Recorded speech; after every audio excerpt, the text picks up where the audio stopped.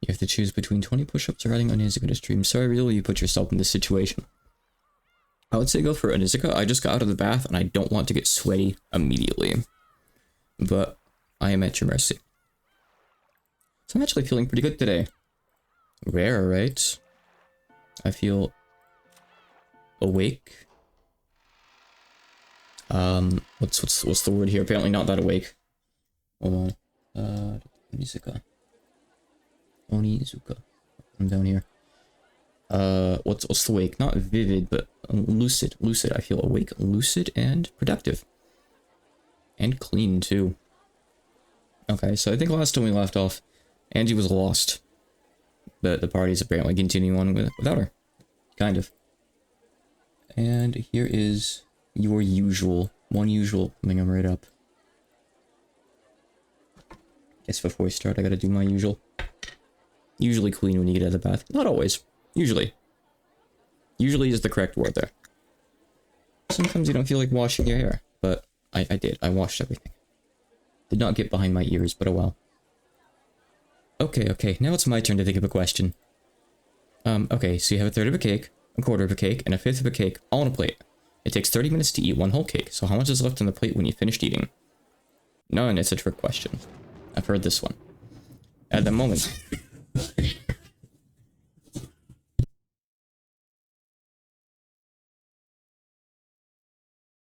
Sorry, there was a cat fight. I don't know if you heard that or not. Yes, I finished all the riddles last stream. One of the cats was climbing on top of one of the other cats and being very aggressive, even though they're both girls. Allie, come on. You can come over this way, honey. Come on. I'll let you go over this way so you're safe. Allie doesn't really get along with any of the other cats. Allie's the calico who runs in front of the monitor and knocks things over all the time. She's never really gotten along with the others, unfortunately. Anyway. At that moment, there was a roar of thunder and the lights flickered. The cheery voices vanished in an instant, like candles being blown out. None. That's a riddle you were tricked with once, isn't it? Amidst the silence, one voice rang out and answered Lambda's riddle. The party has been pooped. The crowd parted, and the form of a girl, a 1,000-year-old witch, came into view. She had been invited. She was an official guest, holding an invitation to this party. Sorry I'm late. I was busy planning some festivities to liven up the party. As Brinka still spoke, she looked around at everyone. Ooh, and I thought you two were rotting away in the Fragment Sea. They're my pieces now. Pretty cool, right? She stared at Leon and Will with an unnerving smile on her face, but she seemed to lose interest. Leon and Will, I guess, are like something that burned through in the trash, and Lambda just took out and fixed up. Hold on. Guys? Hey. Come on, Junie. Come on over here. Get into trouble. I don't know why I'm so feisty today. Maybe they're low on food. I'll check next time I get up. Where's Valor? And Beato? I'm a guest, aren't I? Isn't there anyone to welcome me in? I'm here. We did invite you, but I didn't expect you to actually come. I see. This must truly be a miracle. Now that's an interesting way to put it. No, you can be up here, but I don't want lappies, honey. You get in the way. Why'd everyone get so quiet? This is a party, right? Go ahead and be noisy just for the hell of it. Or is you welcoming me with silence part of some kind of joke? Now it's your turn. My turn for what? You asked where Balor was, so I told you I was here. Now it's your turn. What are you talking about? Did something happen? Angie's gone. Even I, the game master, don't know where she went. That's insane. Isn't this your game? That doesn't make sense. If Angie disappearing isn't a scenario created by Battler, that means there must be another game master. How does that work? Is that even possible? Oh yes. I was surprised myself. Just when I opened the game board to start a delightful game of my own, I found that Battler had started up this bizarre game at the same time. I never thought I'd be in a game with 2 game masters. Is that something that you can do in like Dungeons and Dragons and tabletop sim? No, not tabletop sim, just tabletop games. Like have 2 GMs, or I guess DMs is the correct term, Dungeon Masters. I've never heard of that. But I wonder if you could do something like where they take turns making decisions and making up stuff for the party. That might be cool. I've never played a regular D&D though, so I'm getting out of myself. In other words, you're admitting that you hate Angie away somewhere. She's here to get nuzzles. It would seem so. After all, no one could introduce a scenario you didn't build, except another game master. So this is one of those festivities to liven up the party that you mentioned? You all looked like you were having a blast with that quiz tournament, so I decided I wanted to join in. And you chose to hold Angie hostage for that purpose. You've got it, Battler, Beato. I want to challenge you to a game.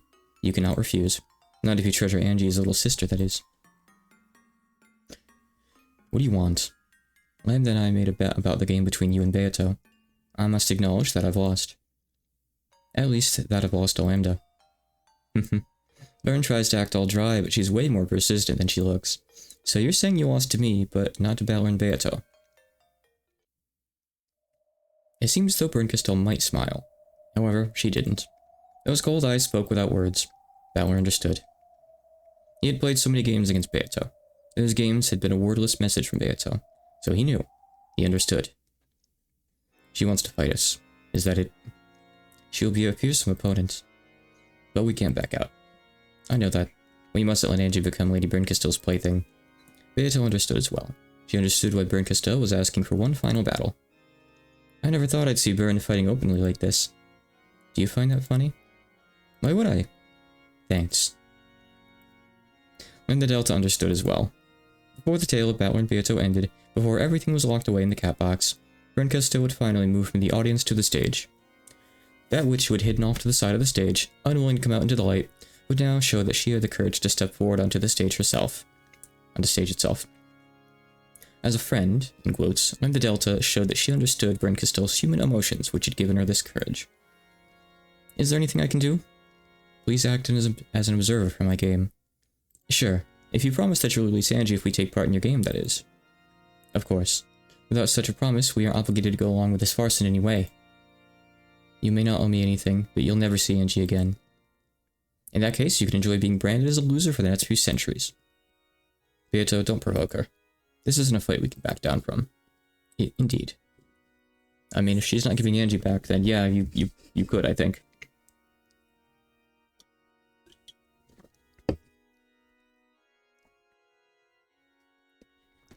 Now that a hostage had been taken, their ability to negotiate had disappeared. However, Lambda Delta was agreeing to become an observer if that would make Byrne-Castille promise to release Angie. Unless she can't stop slurring my words today. Unless she held Byrne-Castille to a promise like that, the latter would have nothing to lose.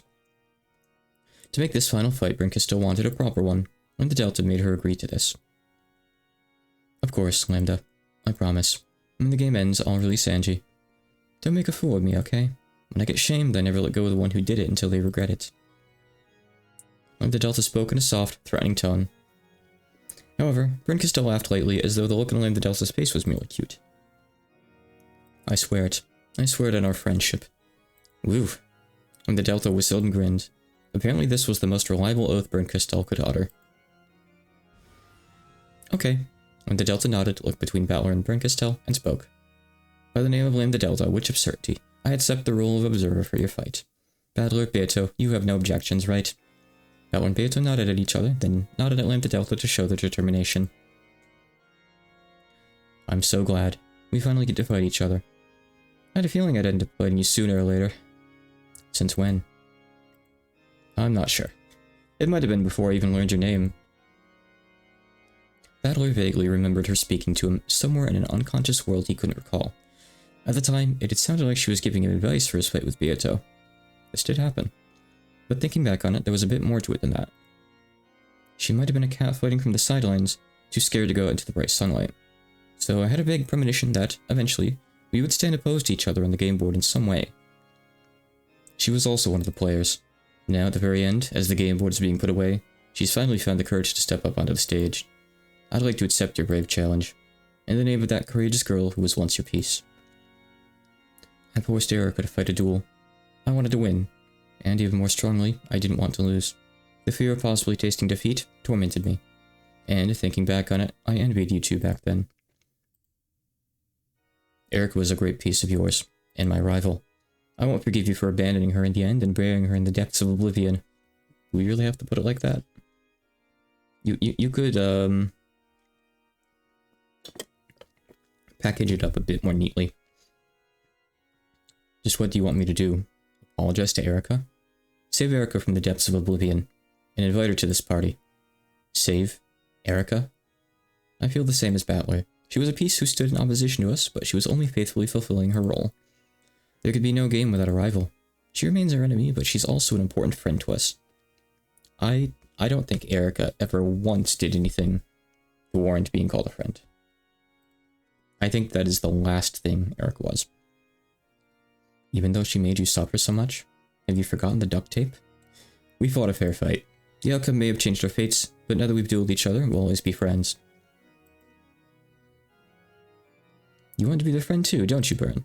That's why you want a fair fight with him now, isn't it? Are you laughing at me? We aren't. On the contrary, we welcome it. Even though I've taken a hostage? If you didn't, you probably wouldn't have been able to come up onto the stage. There had been no need to take a hostage. Battler and Beato had been more than willing to accept this final duel if Bryn Castell wished it. It was hard to make out anything from Bryn Castell's silent expression. Fine. What's fine? I'll release Erica from the depths. I'm glad you decided to do this. For someone as proud as Bryn Castell, forgiving the piece who had caused her defeat should have been nearly unbearable. Battler knew this, so he realized how much this bit of compassion cost Bryn Castell.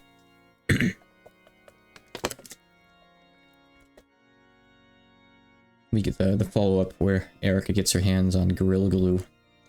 Bryn Castell snapped her fingers and a black cat slipped out of her shadow. I tossed her all away into the deepest parts of oblivion. It might take her a while to get here. Yes, negotiations start. It matters not. There's no danger of the food and drink running out. Go, kitty. Guide that kid here. When she gave this order, the cat melted into the darkness, its bell jingling. I can hardly believe that you'd forgive Erica. I don't plan on forgiving her, so she's not my piece anymore. Anyone feel like picking her up? Picking her up. After all, you already picked up Leon and Will. Yes, Battler can adopt Erica. Bryn Castell, you have my thanks. Okay, enough with the sentimentality. I've already had as much as I can bear. Don't look at me for a second like that. Sure. Where will we have the game? As far as I care, we could have it here without the noise or in the usual quiet spot. Lady Bryn Castell has already shown that she has the courage to stand before a great many people. There's no point in making her suffer any longer. Good point. Then let's go to the usual place. Any objections, Bryn? None. Sorry, partygoers. We'll be heading out for a bit, but please continue to enjoy yourselves. Zephyr, fervor, liven this place up. When Erica gets here, let's have everyone give her a warm welcome. Yes, Lady Lambda Delta. Your wish is our command. Now then, let us take her to the usual room, a fitting place for our battle of wits.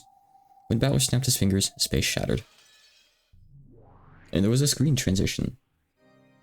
Only the Game Master can do that. Can the Game Master do Family Guy cutaway gags? Is that a power that I have? They were now in the smoking room of the witches, the place where witches had once debated, schemed, and reasoned all they could. Bryn Castell had been invited there once again, and the final game would now begin. Do you have a game prepared? Of course. I worked hard on this game, and I'm pretty proud of it. So Bron will be the Game Master, and Battler and Beato will be the players? I'm interested to see what sort of scenario Lady Bryn Castell develops. We'll explain things with blue truth, and you'll knock those down with a red truth. Are we okay with those rules? My game will be a simpler one. It's just a quiz of guessing the culprit. I don't feel like trading red and blue with you. Oh? What kind of game will that be? Would you mind letting me have a look at it first? Bryn Castell held her palm upwards, and a palely glowing fragment appeared there. And the Delta brushed it with her hand and shut her eyes. I'd forgotten that. This was a game that Battler and Beato played. I thought that Angie played this, but I remembered wrong, but I already know exactly where this is going. See? It's a simple game, isn't it? You're right. It's much more straightforward than the mind games these two played in the past. This isn't even a game about witches and humans anymore. That's right. This is a game about humans. What a surprise. The game Byrne created to combat Beato's fantasy is a genuine mystery. Please explain. It's extremely simple. You'll watch the tale Byrne has prepared for you. There are several rules to it, but if you follow them as you read it through, it'll lead you to a single truth, in other words, an answer. So it's an ordinary mystery novel? I see. In that case, there's no need for combat between red and blue truth. Boring. In Beato's games, the argument has been about whether the story was a mystery or not. However, Bryn Castell's game was a mystery. There was no need to argue over that from the start. I've even cut out the motive and the tricks. There's only one question I'm asking you. Who done it? What a simple, yet fitting game to conclude our fight. Yeah. No cheap tricks. Just a stoically simple game. This is a genuine duel. As the observer, I'll say this. This game is made to be solvable. In other words, I guarantee that it's a suitable setting for your duel. Baron, I know I keep on saying this, but are you really sure? Valor and Beato's relationship started because they both loved the mystery. I agree it's a pretty tricky scenario, but I'm not sure it'll be enough to stop these two. If my best tale can't stop them, then what comes will come. The important thing is that Lady Bryn Castell put everything she had into this game. You're right. Will that be enough to stump us? That's all this simple game's about. Thanks, Lambda. Thanks to you, we know that this duel will be a fair fight. When did Balor start calling him the Delta Bay a nickname? When they get on such good terms? You're welcome. I'm happy too. It'll be an honor to witness Bryn fighting this precious fight. I'm also honored to have you as an opponent. Same here. I underestimated you, and I did it without even stepping onto the battlefield with you. Just thinking about it makes me want to vomit. So let me fight. Indeed. Show us what you've got. If I win, I'll be able to look down on you for real this time. And if I lose, I'll surely be reminded of the emotion I know I've forgotten. Indeed. Bryn Castell, whether you end up winning or losing, I promise you one thing.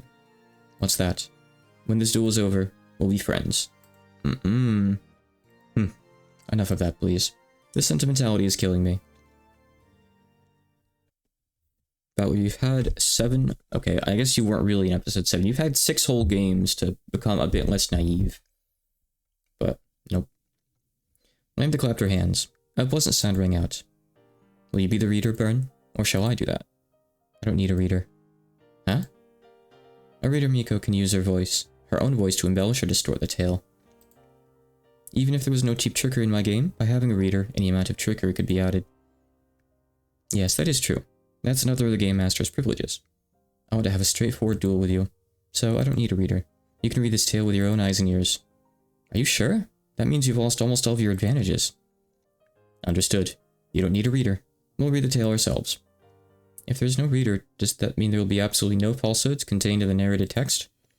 We're ready, Bryn Castell. A showdown over genuine mystery without any cheap tricks. If you're going to play fair and square, we'll challenge you head-on too. Thank you. And I don't plan on losing either. No. That's no good, Lady Byrne. She's right. If you're a witch challenging us with a mystery, you can't have an attitude like that. Yeah, it's all useless. Bryn Castell, realizing what Battler and Beato were asking for, snorted. And the Delta nodded at her, telling her to enjoy this final duel to the fullest. What were you expecting? A happy mystery chat between humans and witches? Come on, don't make me laugh. Let's see if your cheery mystery is already matched for the one I prepared. Let's see what you've got. Battler really wants to LARP with Lambda. Stop. Bryn Castell. Here. So come on, get into it. We don't have it any other way. Yes, we'll accept your challenge, Lady Bryn Castell, Witch of Miracles. Alright, time to start. I, Game Master Ushitomiya Battler, and Beatrice the Endless Witch will be your opponents. Don't start crying when we wipe the floor with you. Take this. Here is my mystery. Okay, so. I'll talk about it in a second. Bryn Castell took a fragment containing the game and smashed it against the table, shattering it with a brilliant light as the game scenario laid itself out. The curtain rose on the mystery Bryn Castell had created. So. Don't forget that episode 8 has been the interactive episode. That is still the case. We are expected to solve this mystery. So, later on, I'll be getting up MS Paint. I know the answer, because I remember it, but I'll try to logic through it. We'll make it a fun little game. No sound but that of the falling rain filled the room. It covered the tragic scene in the bloody dining hall. At some point, Angie had fainted and fallen to the floor. I believe it'll be presented in such a way that you can, like, check all the individual sections and stuff at the end. So I don't need to note anything down yet, really. Now her consciousness was slowly returning, forcing her to remember what had happened in this room. So she reflexively averted her gaze even before the memory overtook her. 6 bodies lay in the bloodstained dining hall. Alright, so this isn't part of the game yet. This is like Angie went in the window in the other part of the mansion and found a bunch of bodies. Strangely enough, as her consciousness returned bit by bit, the terrifying scene before her seemed somehow less intense. This time, Angie was able to look at the 6 corpses well enough to make out who they were. First, those are my own parents. They're a pitiful sight, colored bright red by bloody makeup. And lying next to them are Uncle Hideyoshi and Aunt Eva. Uncle Hideyoshi, the uncle who always says funny things and makes me laugh, and Aunt Eva, the aunt who seems to be so fond of me. Genji-san, the servant, is lying over there. And the one lying right here is Aunt Rosa. 6 people. A full 6 people had their lives taken from them, and are lying in this room. Maybe I cried myself out before I fell unconscious. The scene before me was still terribly painful, but I was somehow able to look at it without losing my head. I had already felt all the sadness I could at my parents' deaths. The next emotion that rose up inside me was a desire to check and see that everyone else was okay. In that instant, I heard a scraping sound. Just as I was about to relax again, thinking I must have imagined it, I heard the same sound again. It was probably coming from the door. Someone was clawing at the door from the outside. Of course, I had no way of knowing who it was. However, for some reason, I was sure that it was that black cat scratching at the door. The black cat was telling me to leave this room. Yeah, Angie followed the black cat out the window, into the rain. And then back through another window. I understood and put my hand on the doorknob. I immediately noticed something odd. The door was locked. The same bad feeling I'd felt after being locked in the parlor crawled up my spine. However, unlike the time in the parlor, this door unlocked itself easily when I turned the knob. I unlocked it and slowly opened the door. Beyond the door, I could see the dimly lit hallway and a cat dashing down it away from me. Then it stopped, its emerald eyes glittering in the darkness, as though it was waiting for me to follow. The hallway was dark and wrapped in an eerie silence. When the black cat saw that I was coming, it walked forward as if guiding me. I could hear nothing except the creaking of the floor, the bell of the cat, and the sound of the storm outside. The party is being held in the hall. I should be able to hear at least a little of the noise from this hallway. Maybe it got really late when I was unconscious in the dining hall. Why would you say unconscious? Say napping or something. It was a reasonable conclusion. Then we finally reached the main hall. The hall was frigid and no trace of that party remained. Could all of that fun have been just an illusion? The black cat's bell rang out. When I looked up, I saw that it had its feet on the stairway to the 2nd floor, urging me to follow it. Are you going to the 2nd floor? The black cat seemed to nod and slowly went up the stairs. Guests were allowed to go wherever they wanted on the 1st floor, but the 2nd floor was Krause's family's house, and I remembered getting in trouble for trying to go up there. I don't think that's ever been stated till now. However, at that moment, I couldn't think of any options other than following that cat.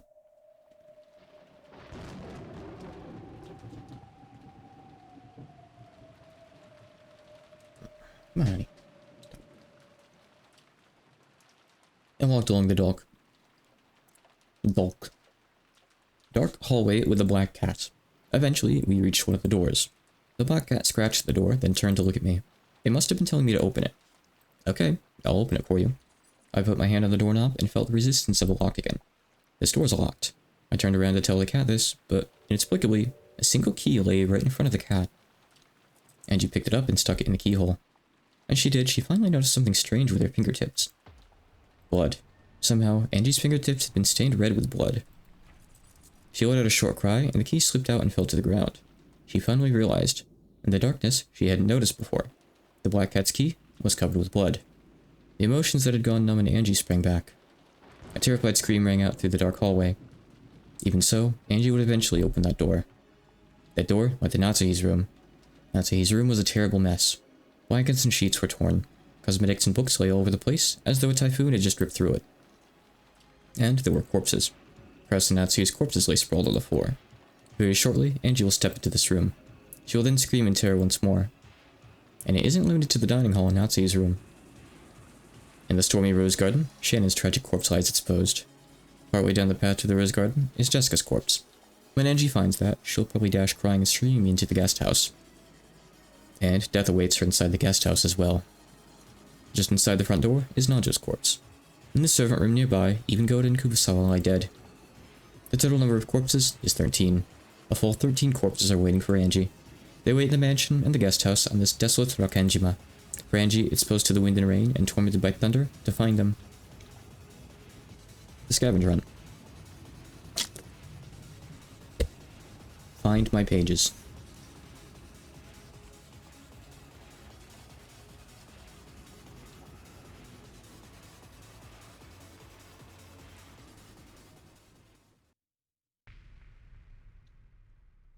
Alright, now we actually get into it.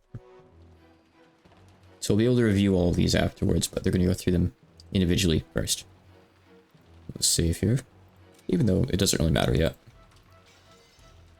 The tragedy of the first twilight was discovered at 6 AM on the following day. Goda, who had woken up to get breakfast ready, went to check on the adult siblings who had remained at the dining hall since the previous night because of the family conference.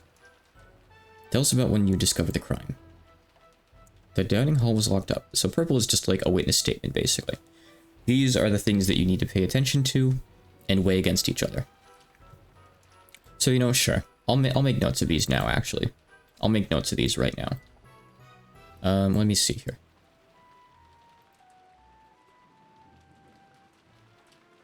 Let me start doing this. So, I won't bother showing these on stream until we're ready to solve things later, because it'll be too messy. Actually, no. You know, I think I could. Hold on. If I do it like this, maybe. Statements.txt. So if I do that, and if I like shrink it a bit, like this. Okay, I'm gonna have to make it a bit bigger, and I'm gonna have to shrink it on the stream, I think. There's something kind of like this, maybe. Not ideal, but just so you can see the notes that I'm making for now, okay? Where's Twilights? So we'll format it like this. Goda. The dining hall was locked up. Of course, there is a lock on the doors to the dining hall, but they usually remain unlocked. I knocked, but there was no answer. Masala. That's when I arrived. I recommended that he try unlocking the door, just in case. When I unlocked the door with a master key, Goda, I unlocked the door with a master key. A terrifying sight awaited me inside. Eva, Hideyoshi, Rudolph, Hide, Rosa, and Genji. 6 people in all were lying there, covered in blood. A great tumult followed. Rouse. I'm gonna separate this by just a little bit. Everyone gathered in the dining hall. Find everyone. I don't want to remember it. The sight of all the sobbing children crouched over the corpses of their own parents.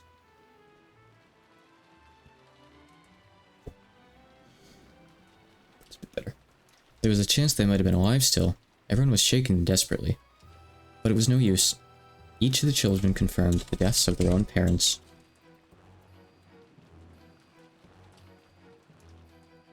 Okay. Canon.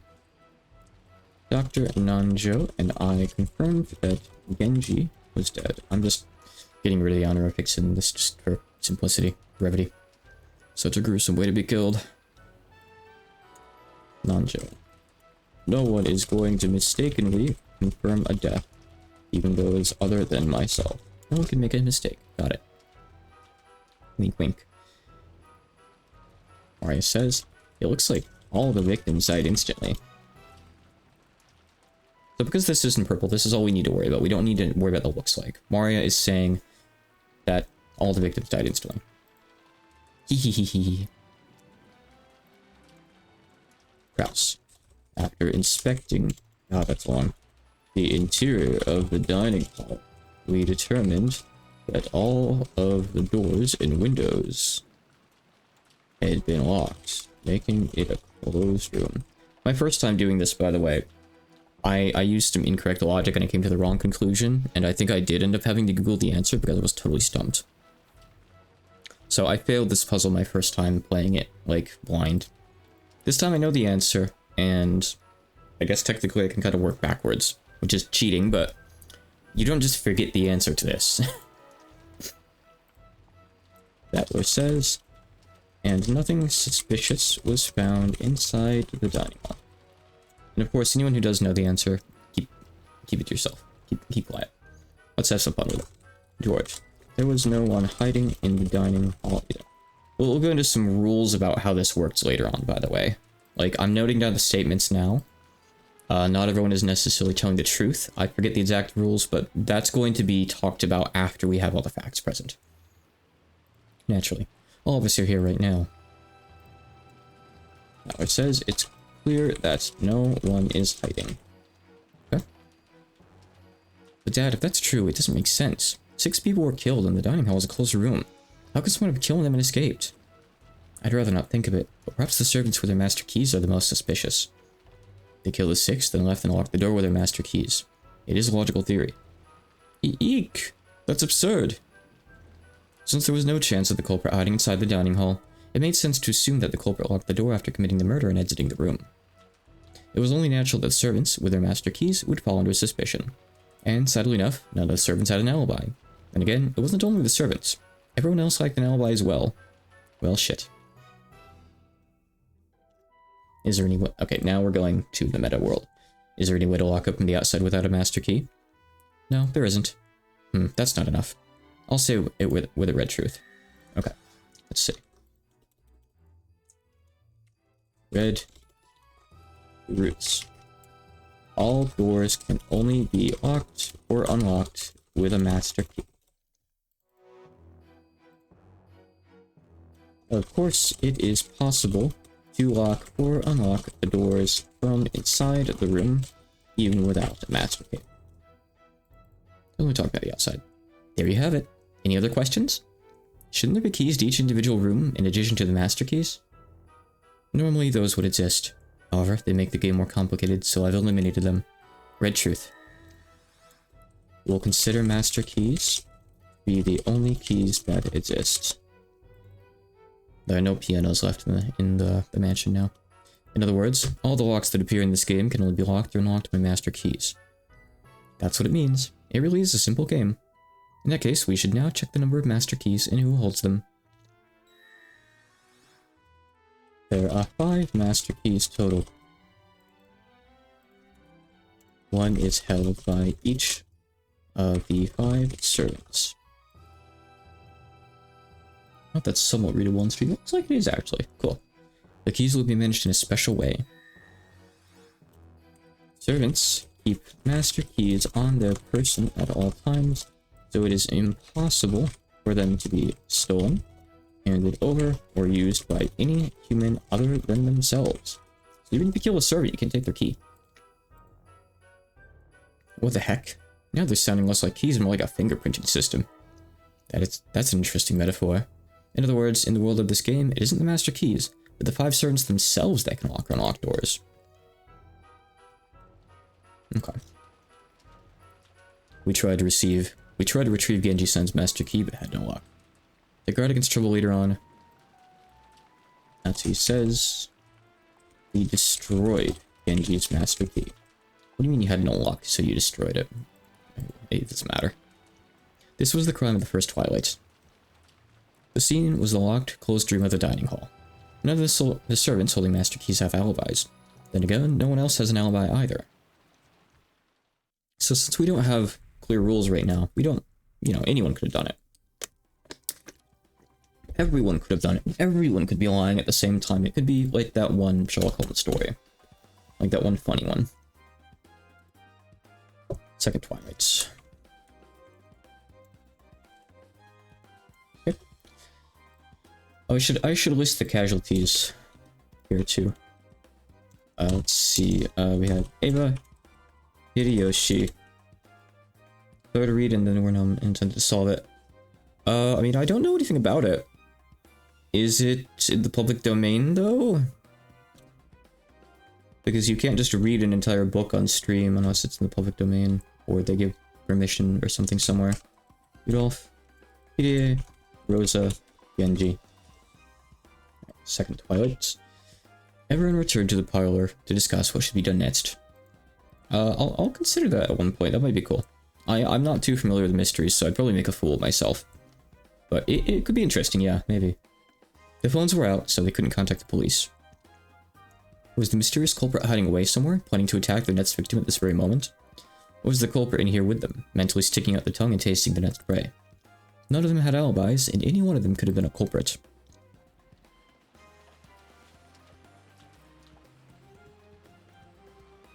Long at home. However, that tense feeling didn't last long. By midday, everyone got tired of arguing, and they decided to take a break. Krause and Natsu announced that they wanted to talk with each other alone and went up to the second floor. That was the beginning, and after that, everyone went their separate ways now and then, such as to head to the bathroom or gaze at the endless rain. However, no matter how much time passed, Krause and Natsu were the only ones who didn't return. Calls were sent to both Krause and Natsu's rooms using the extension phone line, but there was no answer. Something might have happened.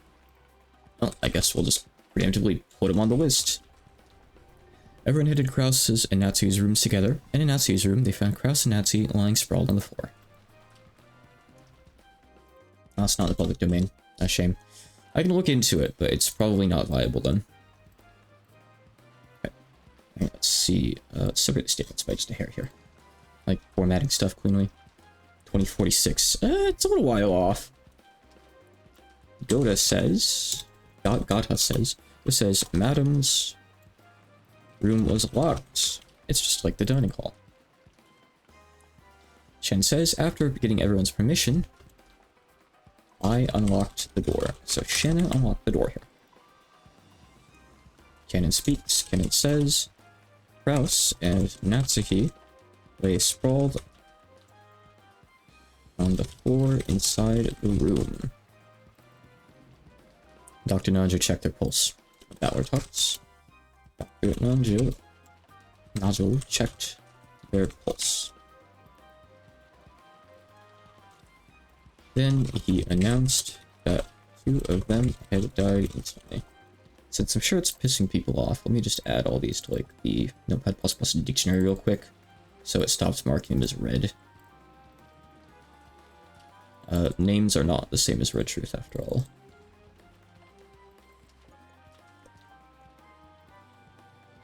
Spits in all these. So, alright, we're good. Right. Correct. I confirmed both of their deaths. Something in mysteries is you always have to question whether or not the doctor is telling the truth.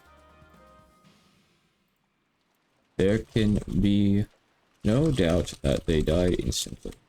But interestingly enough, in this case, Nanjo didn't check the bodies in the first case. It was all the children of the parents.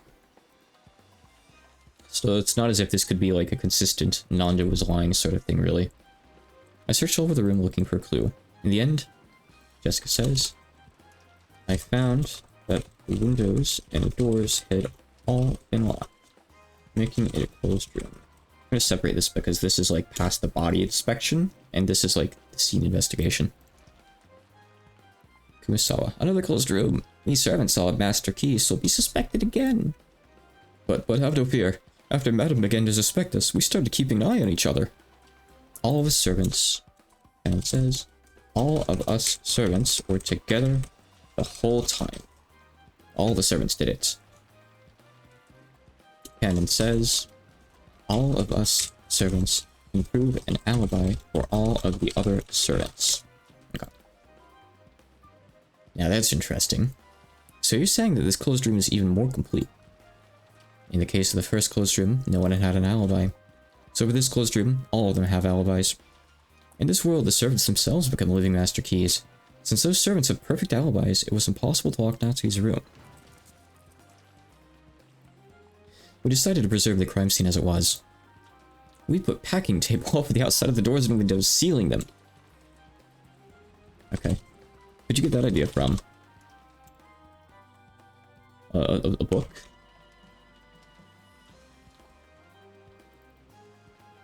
I'm sure the culprit left some sort of clue in this room.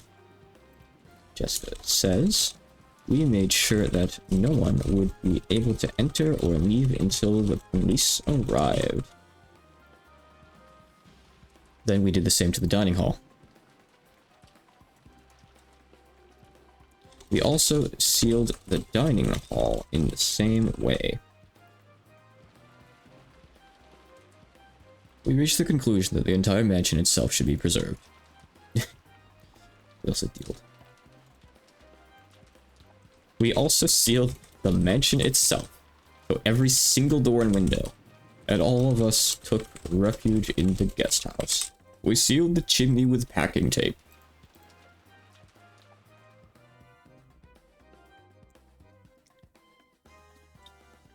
I know Valor, right? They sealed the whole mansion, packing tape on all the windows. They even used a ladder for the windows on the 3rd floor. The game would get complicated otherwise, so I've simplified it.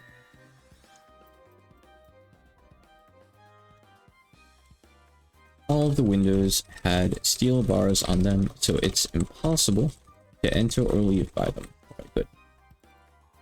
Therefore, we'll say that they can seal the whole mansion by sealing the 2 doors, front one and the back one. Okay, that's much easier. Can't use the chimney. Got it, that makes it easy.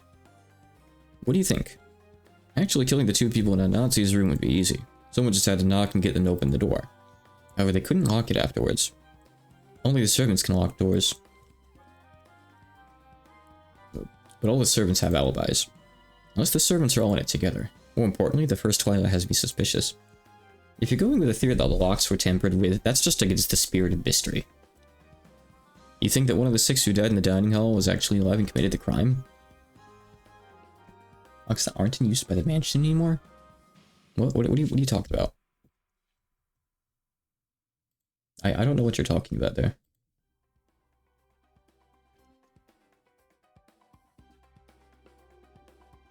Bryn Castell only mentions locks explicitly in her first...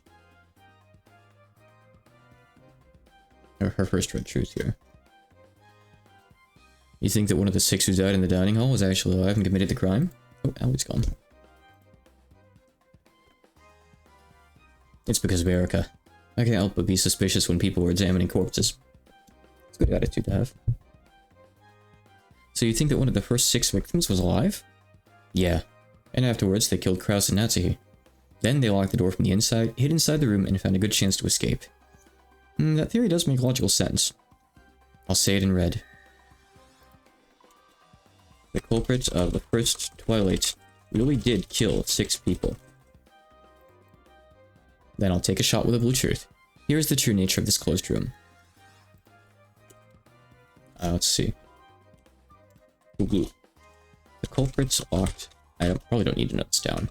Door from the inside. Then hid in Natsuhi's room. Then, after everyone left, Natsuhi's. Then, after everyone left, they found an opportunity to escape. Sure, I'll deny that in red. The group sealed the room at the same time they left. No culprits joined the group as they left. Also, all of the seals on Natsuhi's room, the dining hall, and the mansion itself will not be broken. So all the seals are perfectly valid. They do not get ripped. In other words, you can't use that trick where they hide under the bed and slip out later. Interesting. Nice going, Bryn Castell. Thanks. Knowing the answer going into this makes everything really fit together. As you read it. This was the crime of the second Twilight. The scene was Natsuhi's room, a locked closed room. This time, all the servants with master keys have alibis. The whole group, realizing the dangers of being inside the mansion, took shelter in the guest house.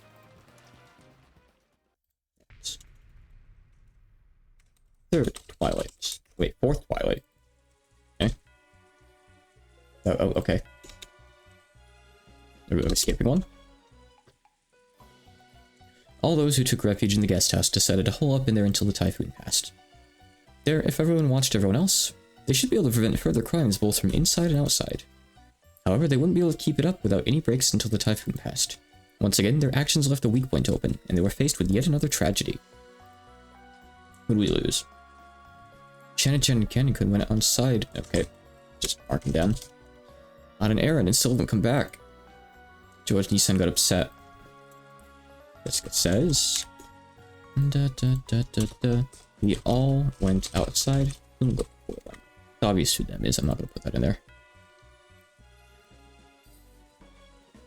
We found Shannon-chan lying there in the rose garden. Oh, poor Shannon-chan. I prayed she was still alive. However, which says I was forced to acknowledge that she was dead. I'll see what this says in Japanese. Okay. It's not it's not some weird thing. It's just like I had to acknowledge. I wanted to make sure too, because it was strange wording, right? I feel like you shouldn't word something like that in this kind of story. Of course. I also examined her and confirmed her death. I also examined her and confirmed her death. When the two of them left, we were busy checking the locks around the guest house, so not one of us has an alibi. Oh, hold up. I think he's referring to the servants there. Me? Killer? Me? Gungaga? How could I have Gungaga? That's right. George and Ichan couldn't kill her, ooh. Later on, we learned that George and Ichan alone had an alibi. At the very least...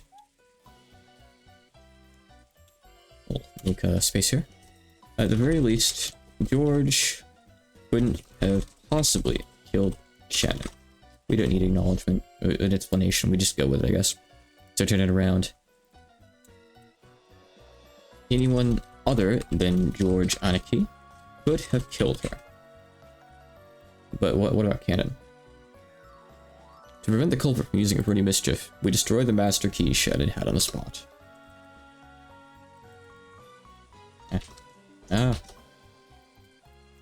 We destroyed the master key Shannon-san had on the spot.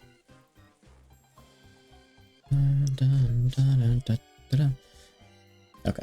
At the time Shannon is killed, Cannon goes missing forever. Okay. Thanks. From now on, Cannon is treated as being killed. As of third Twilight. Yeah.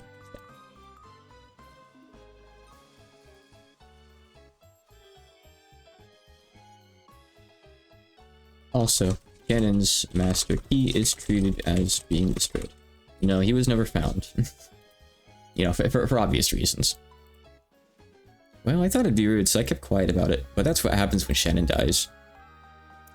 It just works that way. It's a law of the universe. It's a fundamental. In other words, we can interpret this as Shannon and Cannon being killed at the same time, even though we're missing a corpse. No, I promise they do not pull the Shannon Cannon as the killer. I will narrow that down for you with Truth.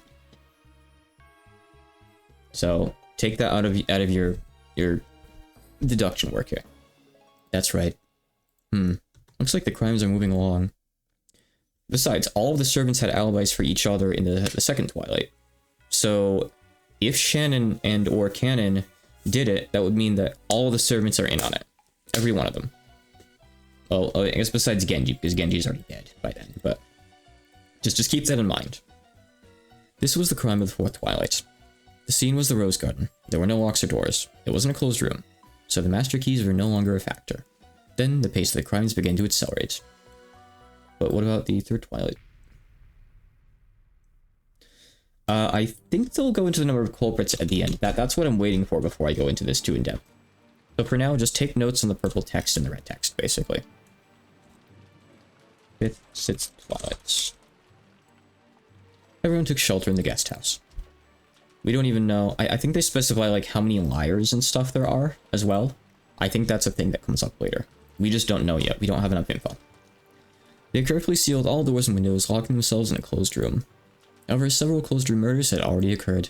Could locking themselves in a closed room do anything more than invite another tragedy? After arguing fiercely in the cousin room about finding the culprit, they decided that they should double-check Nanjo, Kumasawa, and Goto's testimony.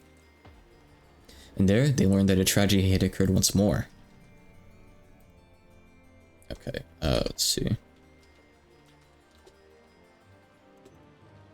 Nanjo says, in both Goto's and Kumasawa's cases, such wounds would have resulted in instant deaths. Such a gruesome way to die. What do you mean, would have resulted? Ah, I see.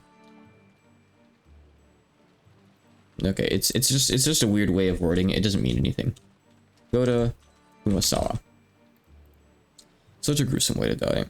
Like, hell, they could survive with wounds like this.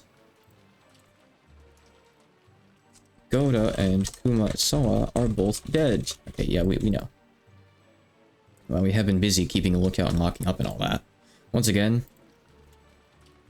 none of us has an alibi.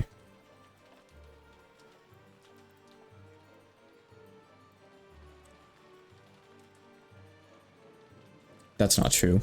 Look, if they were killed in that way, the culprit would definitely have gotten blood spatter on themselves. But Dr. Nanjo and all the cousins have no blood spatter on them. All of us, in other words... Okay. Well, we have a contradiction in Purple Truths here. The 4 cousins and Dr. Nanjo couldn't have killed Yoda or Kumasawa. In that case, it's clear that the culprit's someone other than us. I guess that someone might have snuck in, so I checked around. But we don't know what a Purple Truth is yet, to be fair. But the guest house, Dwarf says... But the guest house was still... completely locked up. Perhaps the culprit has a master key after all. That's impossible. Now, no master keys exist anymore, except the 2 keys on the 2 people who lie dead here. Since the 2 master keys that exist are here inside the guest house, that makes this guest house a perfect closed room. Now, since someone's dead, it obviously wasn't perfect. Hehehe. This was the crime of the 5th and 6th Twilights. The scene was the closed room known as the guest house. Goda's and Kumasawa's master keys were also destroyed, meaning that all master keys have now been lost. Now no one can break into this closed room guest house. At least that should have been the case. I should probably mark down the location, but oh well, doesn't really matter. 7th Twilight. This time Dr. Nanjo was killed. He died in the entrance hall of the guest house. It was far too foolish of him to come here alone to check that everything was locked. He's dead. He's been killed. People die when they are killed. Even I could say for sure that this was an instant death.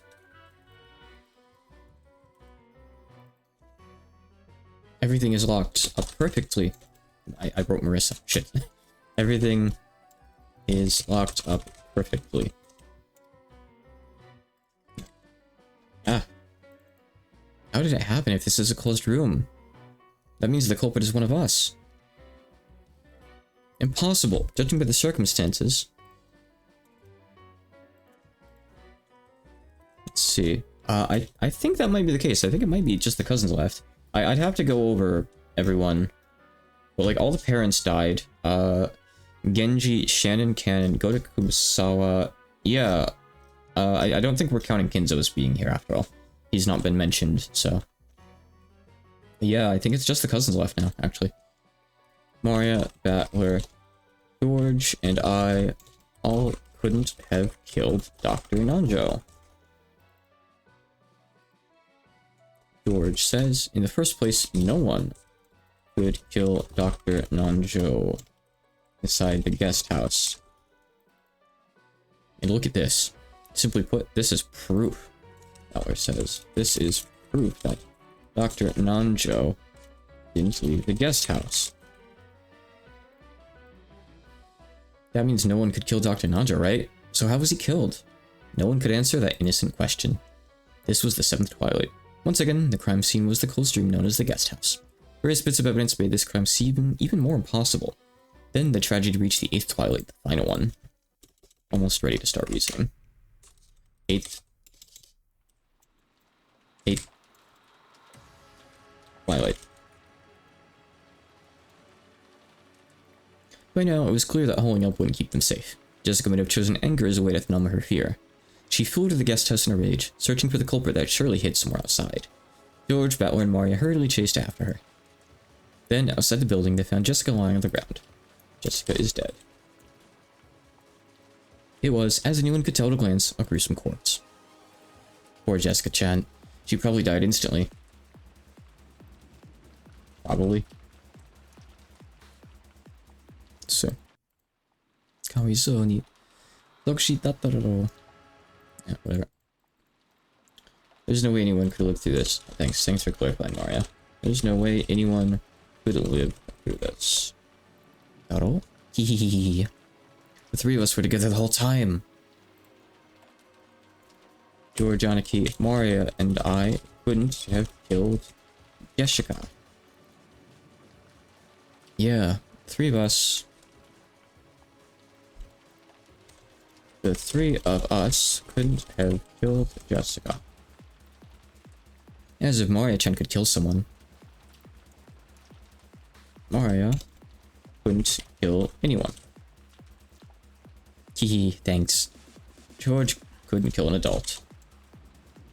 George couldn't kill an adult. Okay, Maria, thanks for just saying that. He could kill a kid, though. I guess anyone under George's age counts as a kid. Basically anyone younger than him. So like Shannon, Cannon, Battler, Jessica, or Mario count as kids. I don't understand it at all. What the hell is going on here? This was the 8th Twilight. The crime scene was outside. However, the three who chased after Jessica have alibis. George, Val, and Maria couldn't have killed Jessica. So is there really someone hiding on this island apart from the Ushida family? The curtain is lowered on this tale, for now.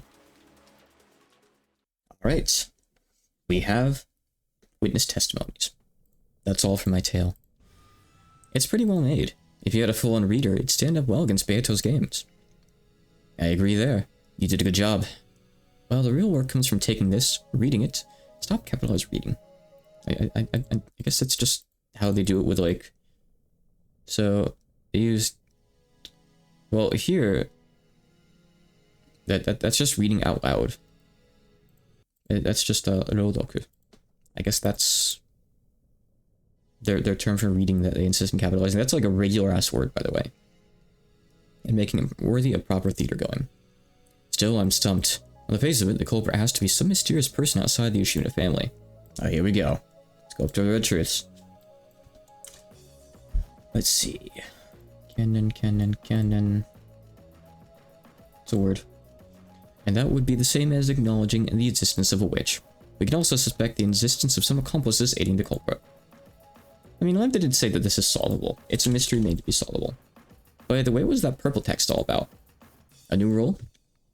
I call them purple statements. It's a rule I made to make the story a bit easier to follow. Just think of the purple statements as important spoken statements. In other words, you might be able to ignore the spoken statements that aren't purple. Oh, now that's nice of you. Yeah, all the other text does is just give context. Like if there's like he or she or something in there, you might have to look at the context surrounding it to know who they're talking about, but that's not an issue. Then are the purple statements as reliable as red truth? Yes. You can think of the purple statements as having the same power as red truth. However, there's one exception. A culprit can tell lies with purple statements. I see. To turn it around, anyone who isn't a culprit can't tell lies. Purple statements. They seem to be the key to Lady Brinkistel's game. Yeah, that's right. I'll explain the rules. The definition of culprit is one who murders. It is possible... Okay, let's mark these down.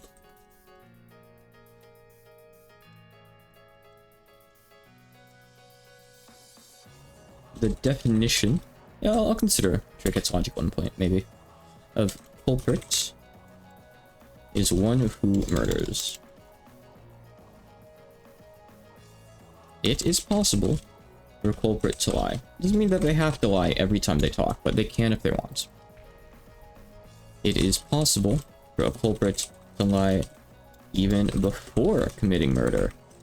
So if they kill at any point in the story, in this story, it doesn't matter if Nanjo killed someone in Vietnam or something, that's irrelevant. If they kill in this story, then they're able to lie. Characters who are not culprits only speak the truth.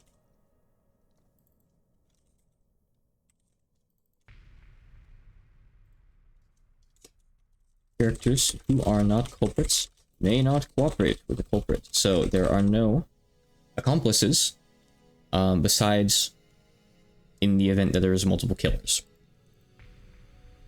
So if Nanjo, for example, is lying about the autopsies, he would have to be in on the murders too.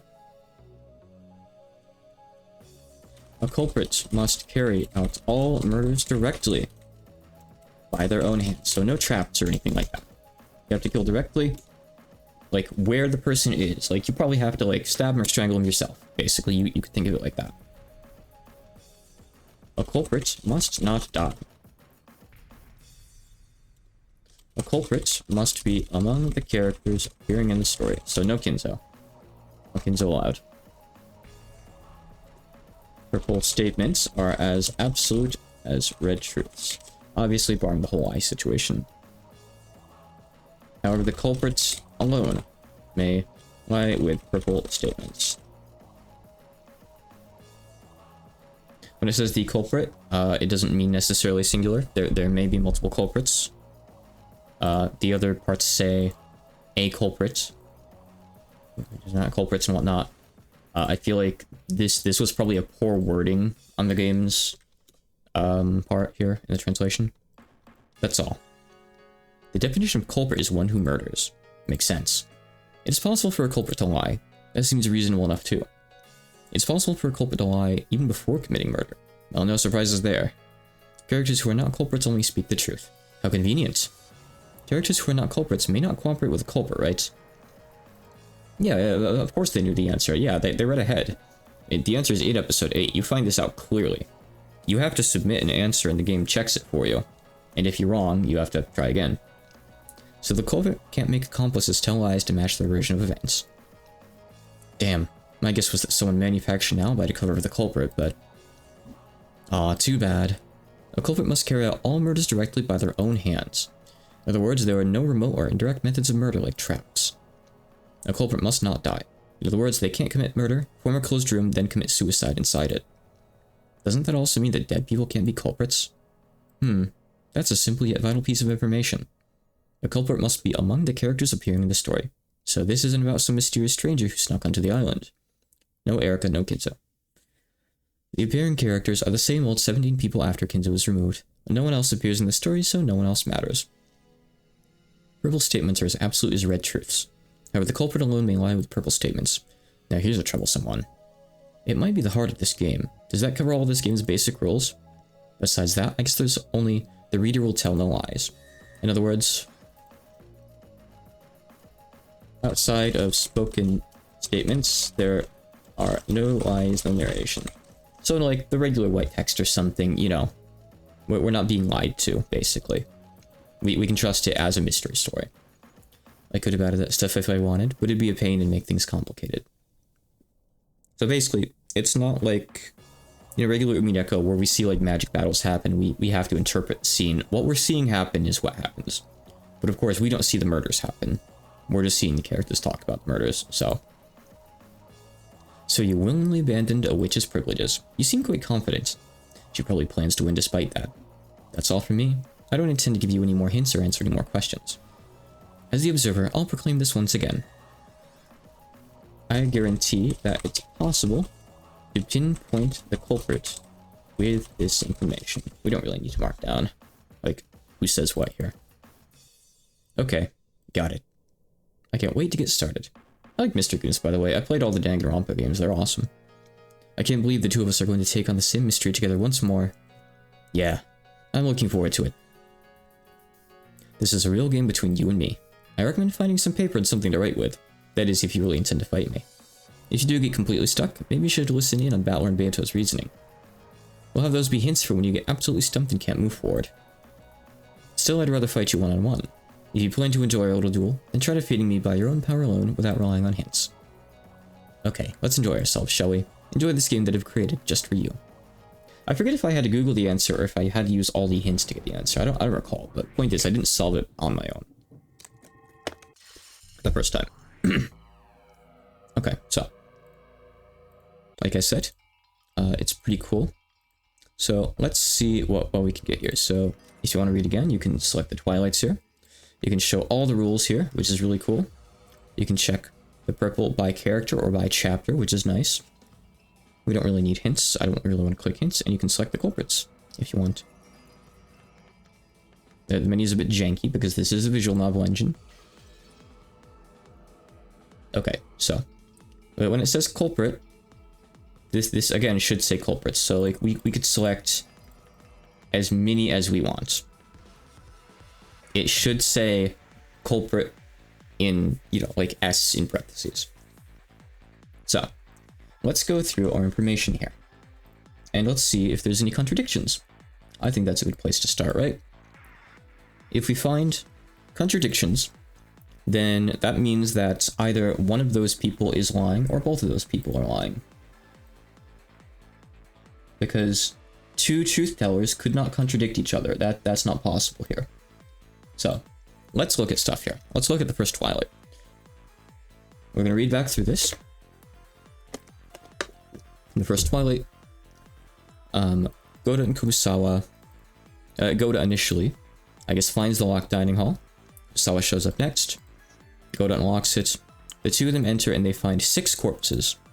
Eva and Hideyoshi, Rudolph and Kirie, Rosa, and Genji. Everyone after that gathered into the dining hall. Each of the children confirmed the deaths of their own parents. So, George confirms that Eva and Hideyoshi are dead. Bella confirms that Rudolph and Kirie are dead. Mario confirms that Rosa is dead. And Dr. Nanjo and Canon confirm that Genji is dead. Right there. So here we immediately have, you know, we gotta like note that down. Nanjo here says, no one can mistakenly confirm a death, even those other than myself. So if we call this into question, it's going to throw the whole story into chaos, basically. You can lie about a death, of course, but you can't mistake a death. So basically, you have to decide, like, do we want to doubt Nanjo? Because that's going to throw things off. It's going to be confusing. Because if we say that Nanjo's lying here, then all of these could still potentially be alive. But then, if that's the case, all the victims died instantly. Well, how does Mario just say all the victims died instantly? Interesting. Let's see, after inspecting the interior of the dining hall, we determined the doors, yada yada yada. Let's see. This stuff doesn't really matter too much, you know. Closed rooms are closed rooms in here. The point of this isn't really to solve the closed rooms with, like, tricks, per se. It's to look at the statements, and to figure out how things could maybe work. Then they destroyed Genji's Master Key for all that really matters. Let's see. I just want to check some stuff here. Since I know the answer, I'm trying to, like, check stuff against it. And if there's anything weird that, like, doesn't line up with what I know the truth is, you know? Check purple. I want to check purple, please. I want to check the chapter 1 purple. Why is this red? I don't know why that's red. Oh, this is cool. I don't remember this being this good before. I'm sure back when I read the original, like, non-Steam version of Umineko, you had to, like, read the entire chapter again to get this info. I don't remember them, like, being organized here. This is pretty cool. Oh, sorry. I guess you can't see it like that, really, but the menu is pretty nice. Basically, is all that I'm saying here. I think it's probably more important. I don't know. I'll put it here so you can kind of see the stuff that I'm looking at as well. Okay. Dining hall is locked up. I'm just kind of confirming everything here, I guess. Yep, this is the exact same wording as before, of course, so that's certainly nice. Oh, except that they put Mario's laugh in purple. That's funny.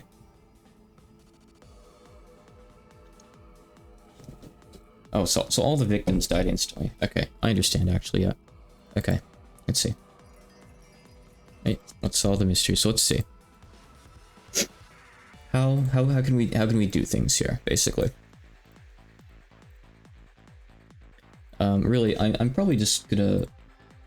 Yeah, I don't need to check anything after all. There's one statement I wanted to check about the wording, but all the statements are recorded correctly, so it should be okay. So, anyone have any observations here? I think, you know, death confirmations are important. Yes, for sure. Do you already know the answer, by the way, Real? Or not? If you don't, then it's interesting for you, right? Should be exciting. Oh, cool, you don't. Awesome. Nice. I'm glad that you don't. Okay, so we'll come back to the first Twilight in a minute. Is there any way to do the second Twilight without someone faking their death in the first one? Let's go over possibilities. Kraus and Natsuhi were found in Natsuhi's room. The door was locked, they unlocked it. Dr. Nanja checked their pulse. So again, if we want to say that Kraus and Natsuhi faked their deaths here, one of them did, then Nanja would be lying. That doesn't make Battler lying here or anything, because he's just quoting Dr. Nanja, basically. This line's kind of worthless. And of course, you know, I guess someone could be lying about it being a closed room, potentially. As well. So Jessica could be lying here. She could be saying it's a closed room when it isn't. But we don't know of any other ways to get into the room. And it's not really a mystery about that. It hasn't introduced, like, oh, trapdoors or anything. Can't use the windows either. So I would say that doubting Jessica's statement also brings Goda and Shannon's into question. So that would be like a lot of culprits there, basically. And the interesting thing is here that all the servants can prove an alibi for the others. Yeah, you don't have to be lying all the time necessarily. That's very, very true. It's true. Yep, he can lie whenever he wants if he is a killer at any point in the story. So the Shannon canon alibi thing here is really interesting. Remember, I mean, and basically, like, do you want to believe this? Because if you don't believe this, then you have to doubt all the servants. You have to basically say each of them must have killed someone at one point, because they probably lie somewhere at one point if they killed someone. Most likely. Oh, besides Genji. I can take over the outside of windows. All this stuff doesn't really matter. I could frankly delete this. This is just ceiling stuff and whatnot. It could be relevant here and there, but we'll see. Don't know.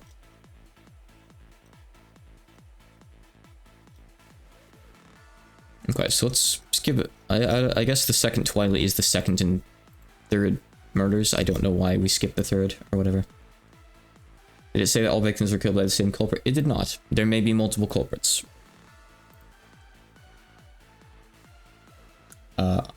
No, there may be more than one killer. I won't say for sure whether there are or not, but you can select multiple and submit that if you like. But that would mean that each culprit has to have killed at least one person with their own hands. There can't be a culprit and two non-killer accomplices, or 3 or 4, 1 or whatever. You can't do something like that. It's not allowed. Because just being an accomplice isn't allowed, basically. You can't do that. You can only lie if you killed.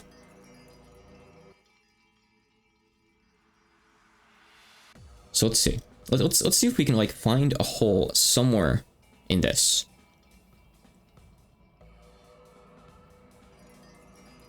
Like, anywhere. At least one person with their own hands. No, you can't suicide. Culprits may not die. Culprits are not allowed to die. So, nope. There is no suicide in this story. By definition, there can't be suicide.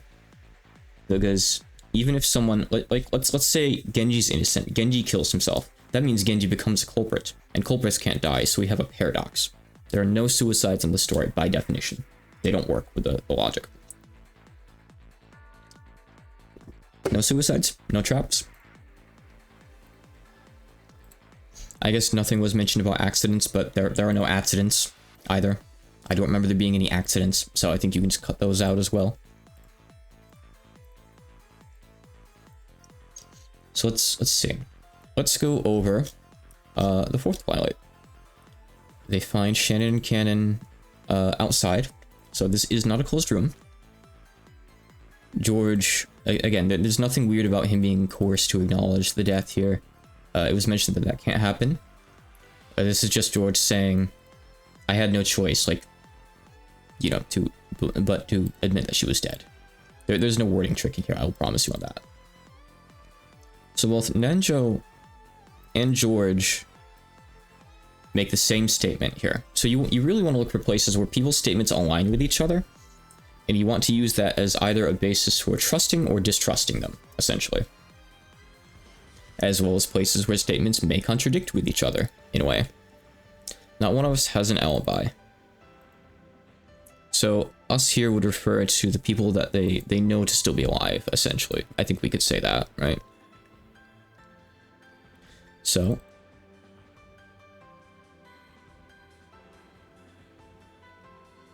I mean, Goda's just kind of wrong here, or he's lying. Not one of us. Oh, no, he's referring to the servants. He's referring to the servants. Sorry, I think that's the case here. I'll double check in the game real quick. Let's see. Check purple. That character. Let's check. Go to. Yeah, we were busy checking the locker in the guest house. I believe that's talking about the servants. So, yeah. So I'll tell you right now, that's not a trick or anything. It's just poor wording a little bit. I should say not one of his servants. I'm going to edit this myself. And say not one of us servants has an alibi. Because they go on to say right here that George has an alibi. George could not have killed Shannon. And yeah, there's no tricks with Cannon's master key or anything like that. The red for that goes as follows. From now on, Cannon is treated as being killed. Also, Cannon's master key is treated as being destroyed. Well, you think Goda's telling the truth. We can look over all Goda's statements. Why not? He doesn't actually have any statements. He has 4, 5. Hold on.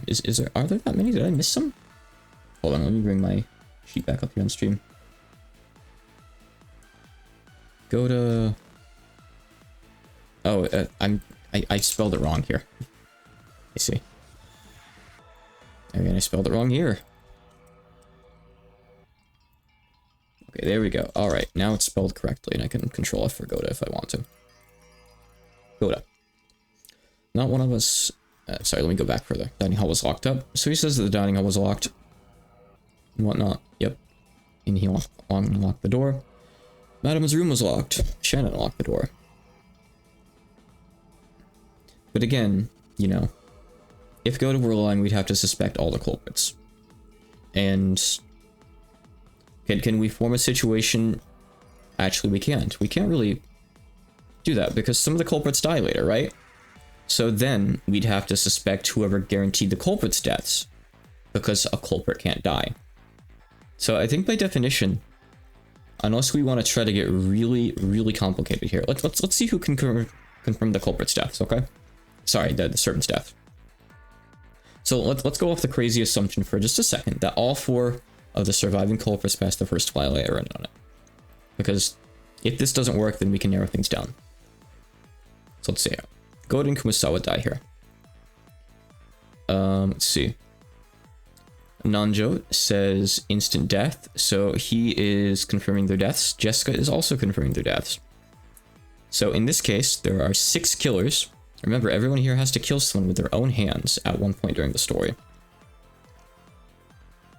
Jessica, so let's say Jessica's lying here, sure. This could mean that Nanjo could lie anywhere, if he wanted. Potentially. Because he'd have to for Shannon and Cannon, as well. But, you know, actually, we have a red truth that's saying Cannon is treated as being killed. So, outside of the story, we have a red truth saying that Cannon is dead. So Cannon and Shannon can't be the culprits. We know that for a fact. Innocent. Cannon. And, by extension, Goda and Kumasawa.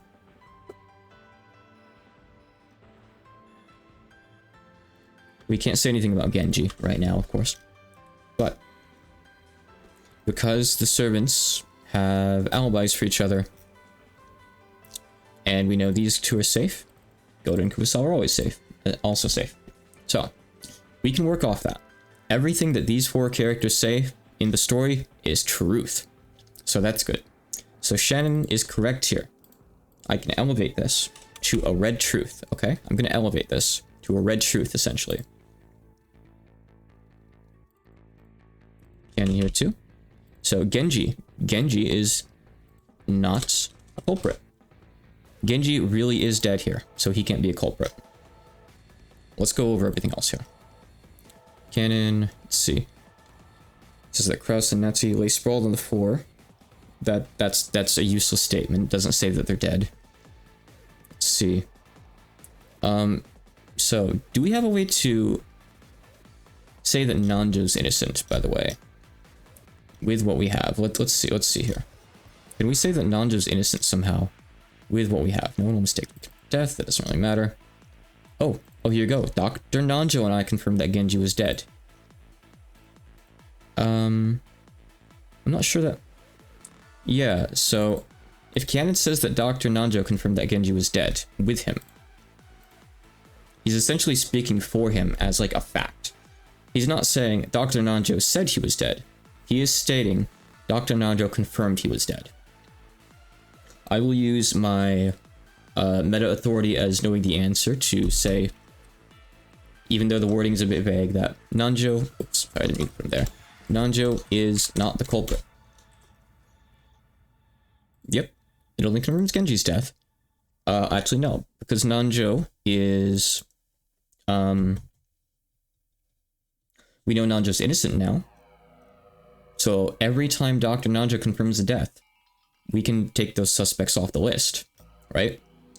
Should we look for something more firm for Nanjo? Do you think that's not enough? How about the fact that Dr. Nanjo dies later on? So that would mean that Jessica and George are in on it. And also, here's some stuff related to all this. I think the guest house... No, it's not sealed or anything at that point in particular. So I guess... Sure, someone could kill him elsewhere than bring him in. That's fine. Jessica could be lying here and saying, you know, everything, whatever. Actually, everything is locked up perfectly. At this point, everything is locked up. So no one could have done it from outside. And no one could kill him inside the guest house. I mean, I guess someone could walk outside with him, you know, kill him, then come back inside and lock the door. I don't think Maria's statement actually matters at all, really, in particular. It's kind of stupid and just irrelevant, isn't it? Is there anything more firm that we can have for Dr. Nanjo? Just so people are satisfied, basically. He's not a servant, so canon can't prove the alibi for it. He doesn't count toward that. Let's see.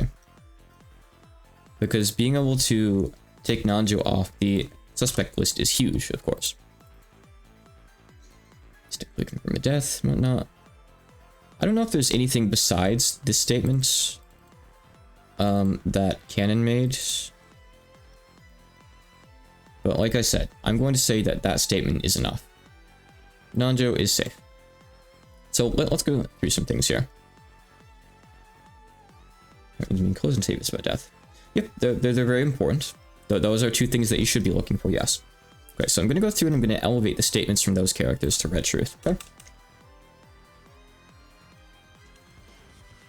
Then we can go through the remaining statements. Well, actually, we'll have more people to take off the list too, because anyone that Nanjo says is dead isn't a culprit. Nanjo is essentially a lie detector at this point.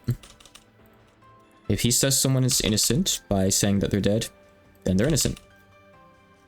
It's a shame that he doesn't make it through the whole story, of course. So let's see here. Dr. Nanjo. Who does Nanjo do autopsies on besides Genji? I already took Genji off the list, that's fine. Right here, both are dead. Kraus and Natsuhi. Kraus and Natsuhi can't be the culprits. Let's see what they said. They didn't say much, really. He mentions that this was a closed room. First Twilight really is a closed room, you know, in the case that wasn't obvious, that's fine. They don't survive long enough to really say anything else, unfortunately. Nanjo, let's see, says they sealed the mansion. That's good, we know that the mansion was sealed. Technically, let's see. Yeah, I mean, like, technically, if you don't know that it's sealed, then like you don't know that it's sealed, you know? Because the red only mentions sealing Natsuhi's room. We know that Natsuhi's room was sealed. The rest, we don't actually know until we have it confirmed in purple. Or unless like multiple people, you know, did it, you know, we gotta use logic to get that out. So let's see. Nanjo. Check standard canon. Yep, that's irrelevant. And then Nanjo, Goten Kusawa. They're already safe anyway. It's okay. Nanjo dies. So now what? So we're now down to... Oh, Shannon too. Our only potential suspects... let's see, are... I'm gonna add them to the list here. Potential. Ava. Hideyoshi. You know, I'm adding them to the list assuming that maybe they could be faking their deaths. Rudolph. Hirie. Rosa. Then later on. I think the only other ones that we don't have elevated to red are the kids. I'm counting George as a kid. Well, he's not a kid, but he's someone's kid. So George, Bella, Jessica, and Mario. Here are our potential culprits that we have left. These 9 characters. I'll separate them like this since that's a bit easy, right? So how do we want to approach this? Let's see here. Let's see what kind of text that we have from them. Everyone died instantly. So all the victims died instantly. So that means anyone who died instantly. That doesn't mean that no one's playing dead, by the way. That doesn't say everyone in the room died instantly. All 6 people died instantly. This means all the victims died instantly. I went back to just confirm this later on because I thought the wording was kind of weird. That was just nothing sus was found. There's no one hiding here. It's clear that no one is hiding. Oh, I can elevate this too. That's Nazi. That's fine. Okay, everyone who confirmed that the room was closed. Let's see. For the first Twilight. Our remaining characters don't say anything about that. So let's see here. Kraus says it was a closed room. It was a closed room. Oh, and I can elevate these two. Really was a closed room. Goda and Kumasawa unlocked it. Everyone gathered. We don't know anything about a time between this. I think it's safe to say that Goda stayed there and Kumasawa got everyone or something. Again, like, we're not going to use clues that aren't present. We're not going to make things up.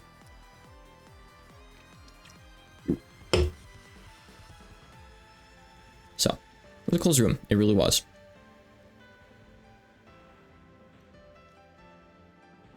And later on, seems like George is lying about no one hiding in the dining hall. Hiding means hiding somewhere out of sight. Hiding does not mean playing dead. It's clear that no one is hiding. Battler and George both say the same thing here. So if you want to suspect one, you'd have to suspect both as well. See, Battler says Dr. Nudge, check the pulse. This doesn't matter because this is just quoting someone that's irrelevant. Jessica confirms that the second Twilight was a closed room. Let's see.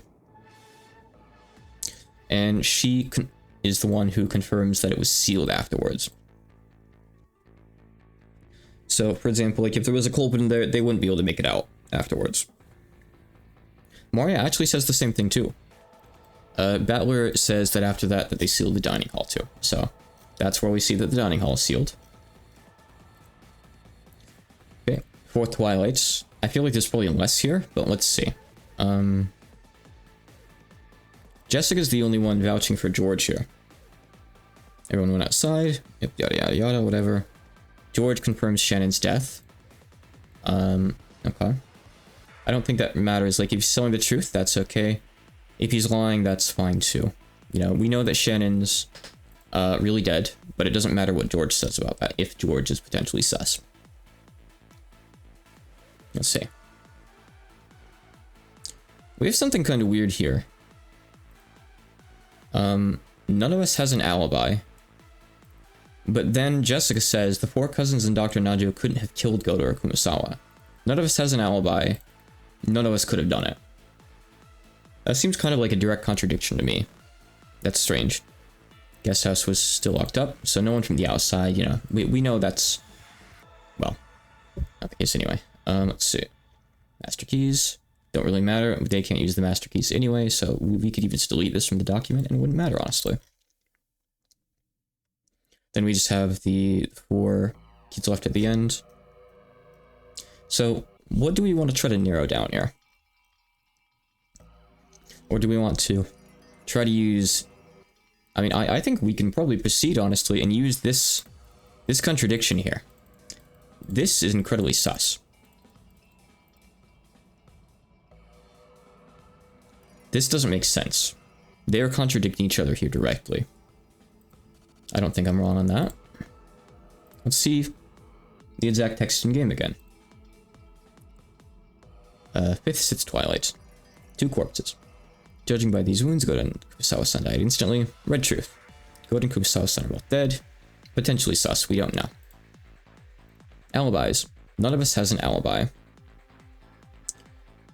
Well, I guess maybe alibi isn't relevant, right? They don't have an alibi, that's fine. We don't know where they were at the time. But Jessica says that we could have done it because we didn't have blood splatter, so that's different than an alibi, right? So I guess they're not contradictions. I guess that's fine, right? Sure. Guest house was still locked up. Master keys exist anymore, yada yada yada. Okay, so let's think of ways to proceed. We know that there has to be a culprit somewhere in here. Let's go through these characters one by one and view whether or not these are possible, okay? So we're gonna go through Ava. Is it possible that Ava committed this crime? Can we narrow down Jessica? You want to do Jessica first? Sure. Let's view everything that's relevant to Jessica. In the first Twilight, Jessica confirms that her parents are dead. Her parents are in fact dead. We know that her parents are dead. So she can't be lying about that, but she could be just telling the truth because she wants to. Of course. She's the one that confirms that the second Twilight is a closed room. Oh, yeah, sorry, it isn't. My bad. Thanks for letting me know. It's kind of hard to, Okay, so let's think about it like this.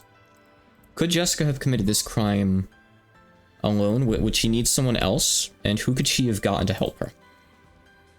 Who could have helped her?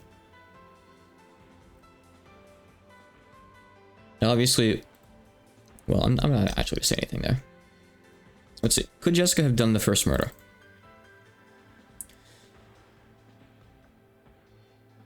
The first set of murders. Let's see. We know that it was a closed room. Jessica gathered in the dining hall with everyone after the fact. Jessica could not have committed the crime.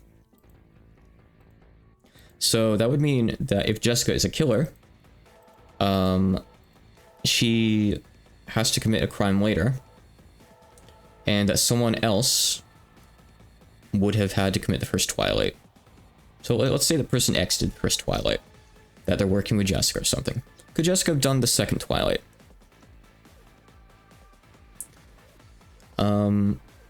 Let's see here. It was a locked room. We know that. It was a closed room. We don't need Jessica to tell us this.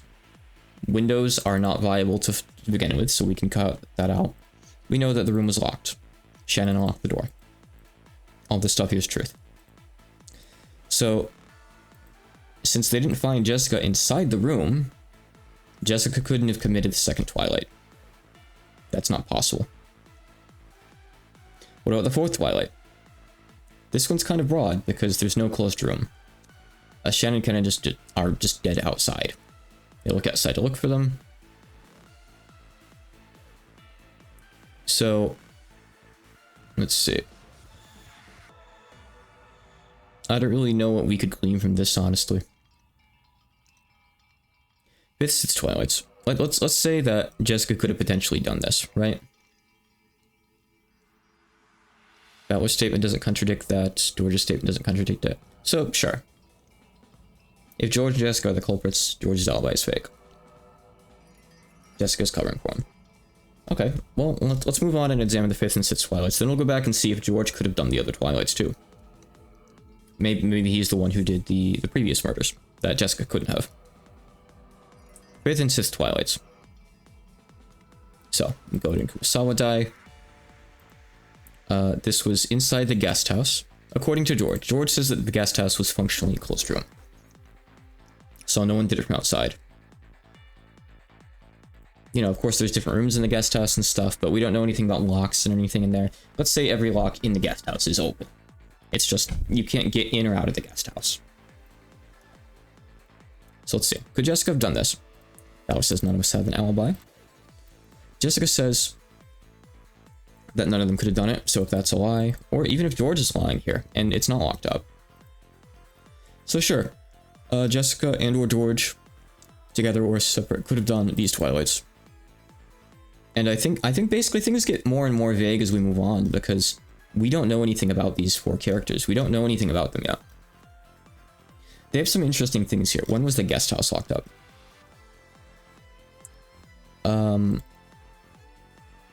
I guess it isn't... I think, essentially, like, once everyone goes inside it, after the 4th Twilight is when they lock up the guest house. They all decide to just hole up in there until things pass over. But the guest house is still, like, an open space of its own that has rooms you can go in. You know, people don't necessarily see crimes happen, stuff like that. So... it functionally doesn't really matter that much. It just means that, unless there's someone hiding in there beforehand, no one could have gotten in after the fact. So let's see. Let's go back and look for George. So remember, Jessica cannot commit the first Twilight or the second Twilight. It's not possible. Could George have done it? No. No, George couldn't have done it either. Because George, along with everyone else, arrives after the fact. Krause is telling the truth here. You know, the fact that he says everyone gathered here in the dining hall, it's not like someone...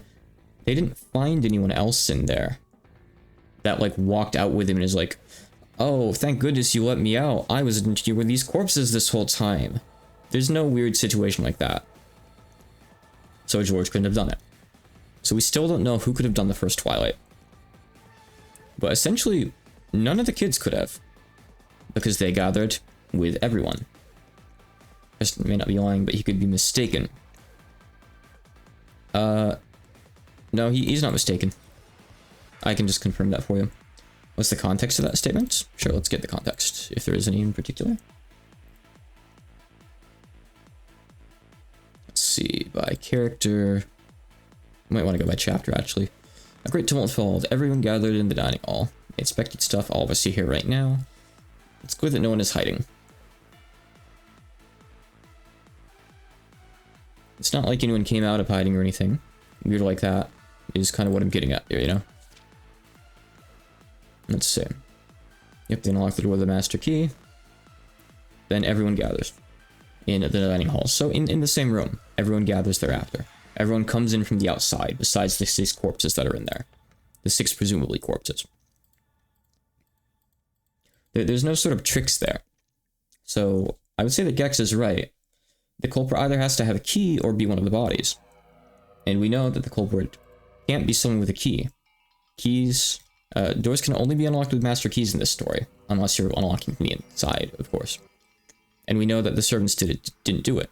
Even Genji, we know, didn't do it. His canon confirms that. So, one of these 5 people has to be the or a culprit. I will state that is the fact. There is or are culprits within these 5 people. I'll give you kind of a hint there. So, if we're doing the whole George Jessica thing, let's see. That means that George could be lying and Hideyoshi could be alive. Because every kid, you know, obviously Genji's excluded from this, every one of the children checks their own parents. This is irrelevant across Natsuhi because other people canon confirms, no wait, no. Nanjo confirms that they're dead, so that's irrelevant. But we can at least say, sure, Okay, let's move forward saying that George, Ava, Hideyoshi, and Jessica did it. Or do you just want to try to cut Jessica out of that? What's the consensus? What's the like theory that we want to try here, maybe? You have a theory. Okay, let's hear your theory. And I'll logic through it with what we know. Your theory is Battle Rudolph and Kyrie. Okay, go on.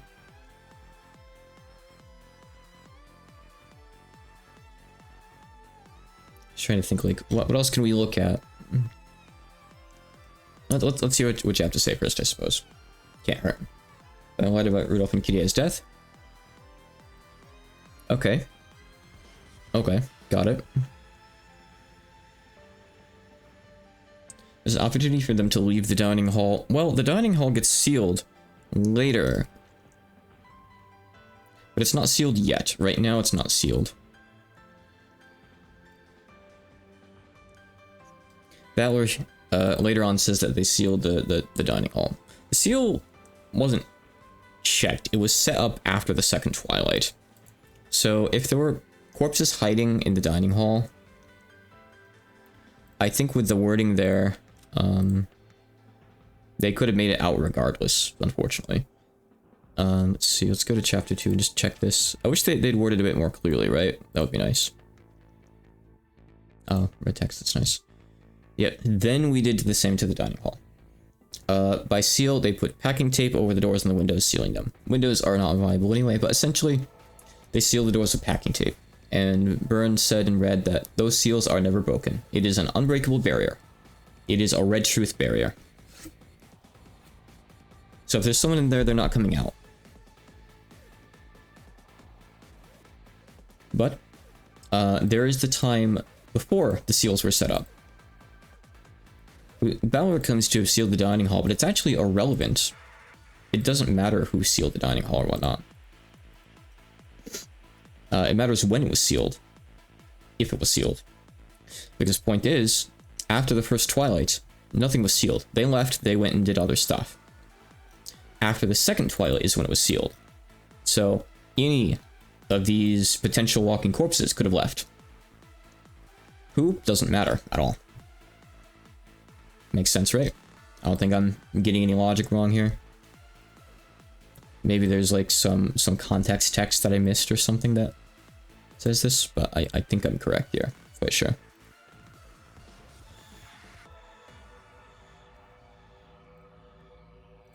If you maybe want to doubt Battler's "nothing suspicious was found" statement, I don't know if something suspicious would be like a corpse that was still alive. I feel like that's not the case. I feel like this is just a nothing statement, honestly. Probably.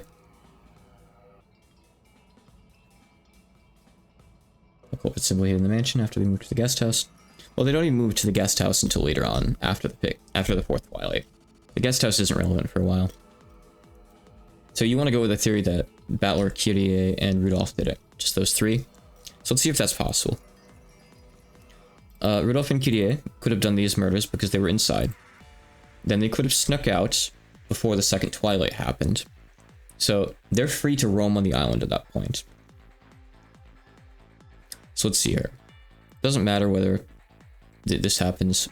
Both of these are nothing statements. So far, Battler has actually said nothing useful because his statement here overlaps with George anyway. And no one can be hiding because we know where everyone is. Everyone besides the victims is in the dining hall. Everyone gathered in the dining hall. So far, Battler hasn't said anything that we even need to look at. It doesn't matter. Maybe in the fourth twilight, let's see. Okay, well, first of all, hold on. Could Battler and his parents have done the second twilight? Let's look at that. Well, we know that Battler couldn't. But Rudolph and Kyrie are missing. Let's see here. It's a closed room. But, interestingly enough, we don't confirm that there's nobody hiding this time. We know that hiding is a possibility, something that we need to look out for. But obviously, when they say, like, everyone gathered together, that everyone isn't going to include the people that they think that they're dead. So let's say, for example, Rudolph kills them, hides under the bed, then they seal him in there with the corpses afterwards. So now Kyrie is still free to wander, right? Makes sense? So let's move forward with that logic. Well, it doesn't have to be both of them. let's say, for example, Kirie did all the first Twilight murders, Rudolph does the second Twilight. Rudolph is now trapped in here because they go in and they find the bodies. He's still hiding in there at that point because he has to be to lock the door from the inside because he can't use the key. So then they seal him in there. Assuming that we can trust, you know, Maria and Jessica. Maria and Jessica are the ones that say that stuff there. Valor, again, says nothing useful at all here. Totally irrelevant. So let's move forward. Who could have done the fourth Twilight out of them? Let's see. The fourth Twilight is the most open-ended. We don't really know anything about it, honestly. Jessica says that George couldn't have done it. Valor says anyone other. So another useless statement. Yeah. Anyone could have done it. Since if your Battler family theory is correct, Battler would have to be a killer too. Let's say that Battler did it. So all three of them have bloodied their hands now, so all three of them are allowed to lie at any point in the story. So right now, Kirie is still free. So let's go into the 5th and 6th Twilights. Oh, I misspelled the wounds. I said woods. Such woods would have resulted in instant deaths. Good and Kurosawa are dead. Guest house was still locked up. Was it locked up beforehand, though? So, actually, it doesn't matter. It doesn't matter that Kirie is out there, because Battler could have done this. None of us have an alibi. Actually, no. Jessica says that couldn't be the case, so it would have to have been Kirie. So, that means that Kirie went to the guest house and got in beforehand, right? Maybe the guest house was left unlocked. We don't have any statements saying that it was unlocked or locked before this point. The guest house, we don't know the state of it, right? Took refuge in the guest house. So, yeah, I guess, like... Yeah, we could say that Kirie just goes there immediately after the first Twilight and just waits in there or something.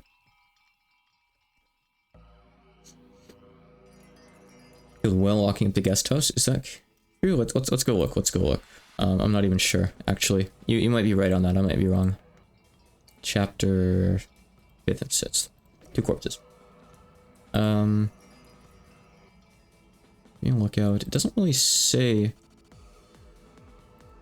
where. Still completely locked up. Let's see, sorry, I'm looking at the statements in the game right now. I guess I should show that. Should we read that chapter again, maybe? I'm gonna skim through it real quick and see if there's anything else of relevance. Took shelter in the guest house. So as soon as they go in, they carefully sealed everything. So everything's sealed at that point. They just wanted to double check some testimony. Then they find out that they're already dead. Keeping a lookout, knocking up and whatnot. None of us have an alibi, Battler says. Yep, yada yada yada. Not really too much to know. But again, we don't know that things were locked up beforehand here. That's never stated.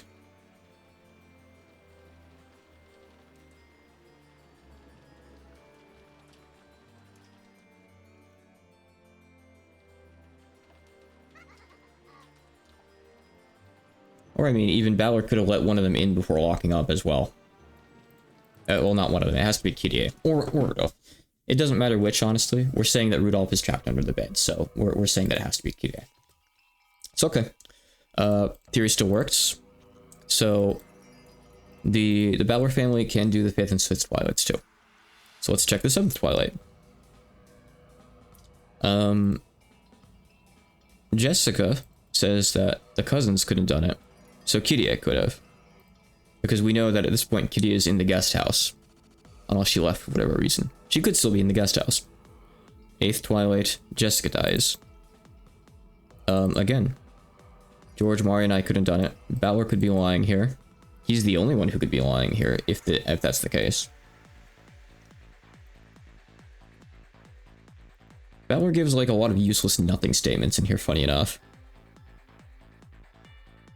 But, if Rudolph and Kiria did it, then we have to say that Battler did it too and also killed someone, because Battler checks his parents.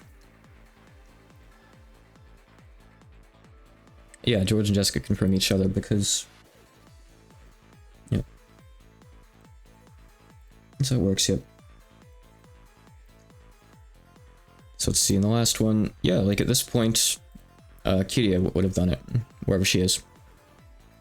Kiria is just skulking around killing people at that point. That's how you eliminate even Hideyoshi. Alright, so do we want to go with the Battler family theory, or do we want to try someone else? If you're saying that George and Jessica fully confirm each other no matter what we do, then that also confirms Maria, because Maria can't be a culprit. Maria couldn't kill anyone, George says.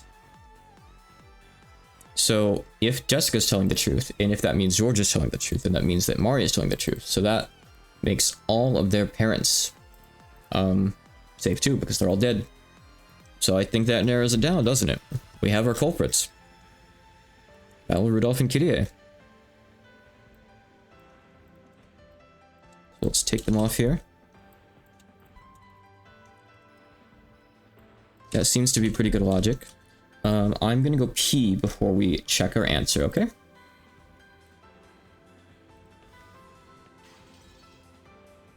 Mukuro Ikasapa, the 16th student, lying somewhere hidden on this island, the one they call the Ultimate Despair. Watch out for her. Yes, it was her. Alright, I'll be right back. I gotta pee first. 1 sec.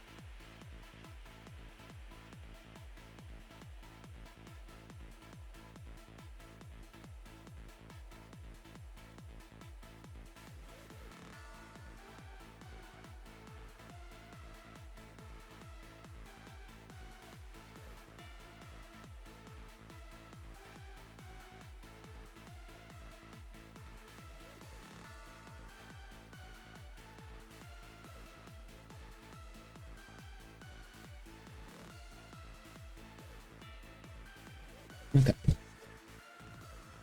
Can't wait to see Fatal play through this. Okay. Let's check our answer. Battler, Rudolph, Kirie. If you've seen CG, then that partially spoils things for you. I see.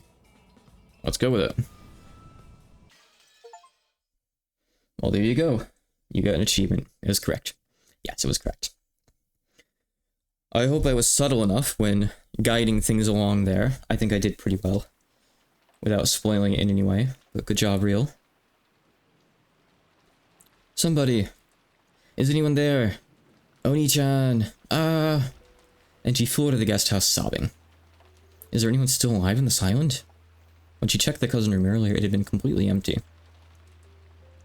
I kinda had to confirm that Nanja was innocent, because I think that's the only way to confirm it. Maybe there's something else I missed, I'm not sure. That's kind of a weird statement, and it's maybe not worded as clearly as it could be, but I used my truth authority to just confirm it, because I think it's hard to move forward without confirming that Nanja is innocent. Because if Nanja is a liar, anything goes, basically, past the first Twilight, right? Well, you do still have to say, for sure, that unless several people are lying about the first Twilight being a closed room, that someone from inside there killed the others. That is an unshakable truth. You have to really stretch and, like, say that, like, Goda lied about unlocking the door, Kraus lied about it being a closed room, I think maybe someone else too, even. I think my first time through, I misunderstood something. I came up with like 3 totally unrelated people. And it's just like, well, I guess it's that kind of story. I don't have the logic I went through, unfortunately. This was like a decade ago, but yeah. When she checked the cousin room earlier, it had been completely empty. However, she remembered that she hadn't seen Battler, George, or Maria's bodies. What she didn't know is whether this meant they were safe, or whether she was about to be reunited with them as corpses. Where are they? Where? Answer me! She dashed around through the rain. Where was she going? Nowhere in particular. The lost little sister dashed around in circles, searching for her brother. Hey, can you see why I wanted to make sure I set aside an entire stream for this, by the way? I wanted to make sure I didn't accidentally like, get into this part. I wanted to make sure it was a good time. Drenched with rain and all alone. I have to sneeze.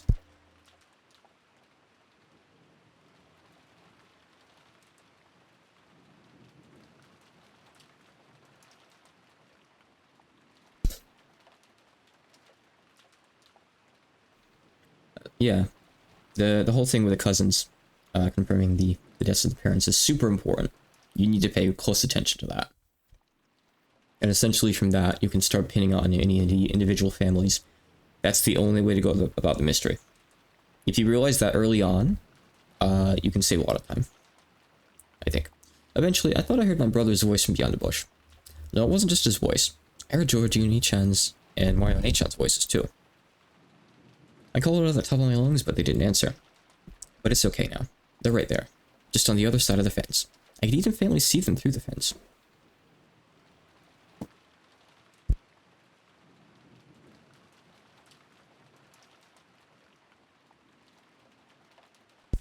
Come on, honey.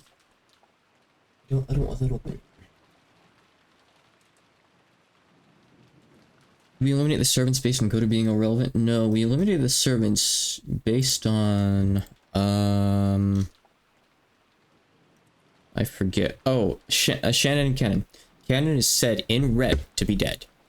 So that means Shannon is also dead.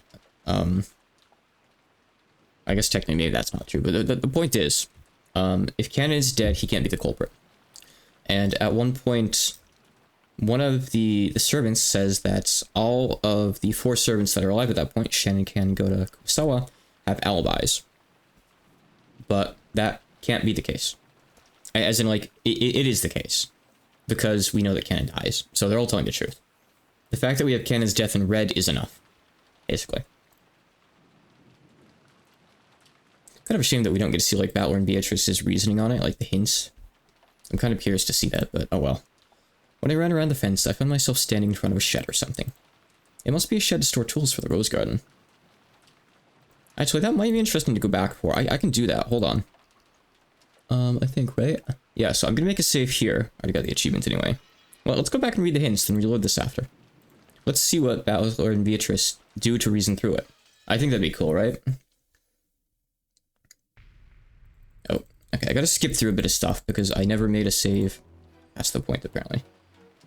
I think there's a skip button. Come on, come on. Yes, control. I can hold control. Alright, give me 1 minute here.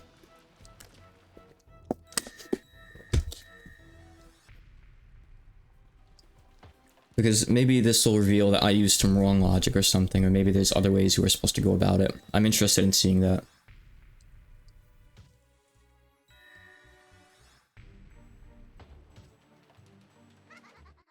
It used to be the skip button in Toho, but Zona's changed it to just holding Z in recent years, I think. It's weird.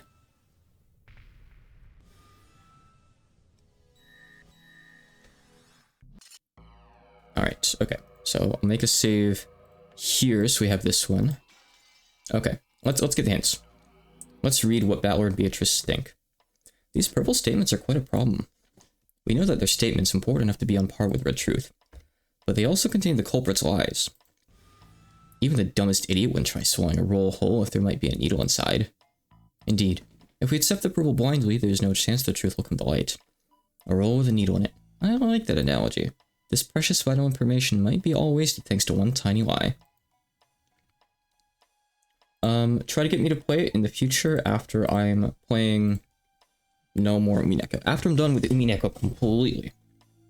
I'm up for it, maybe. I'm interested, at least. For truth logic. Just which lines in this vast collection of purple have lies in them? Just thinking about it makes my head hurt. Then why don't we try spinning the chessboard around?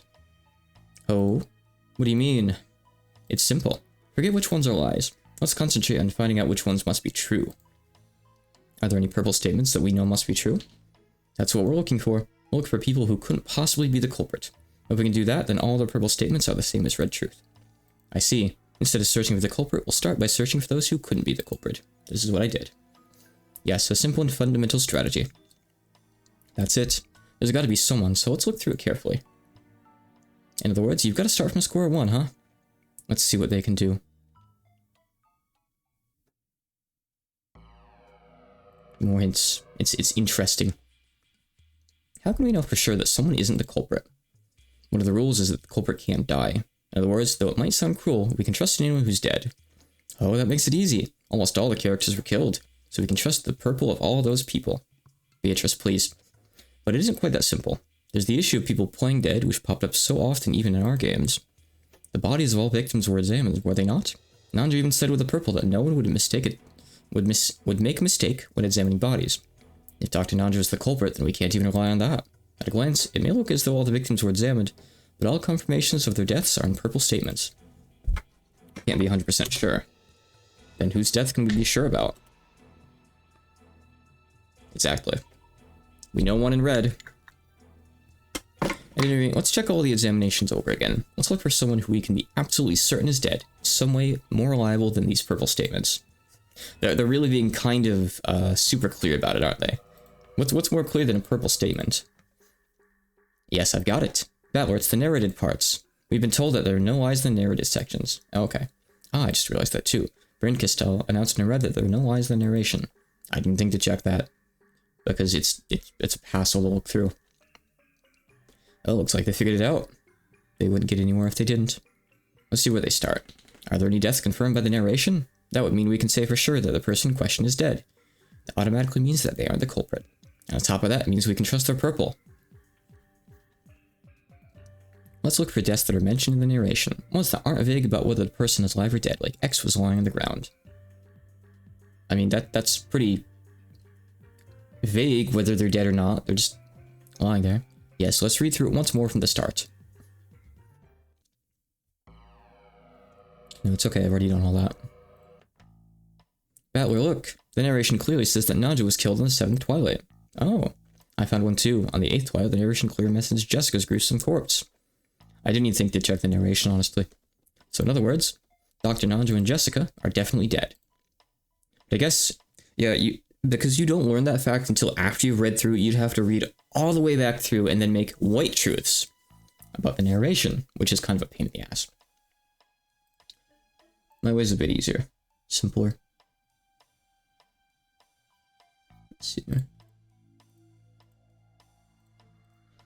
Okay, are definitely dead. And that means we've proven that Nanjo and Jessica aren't culprits.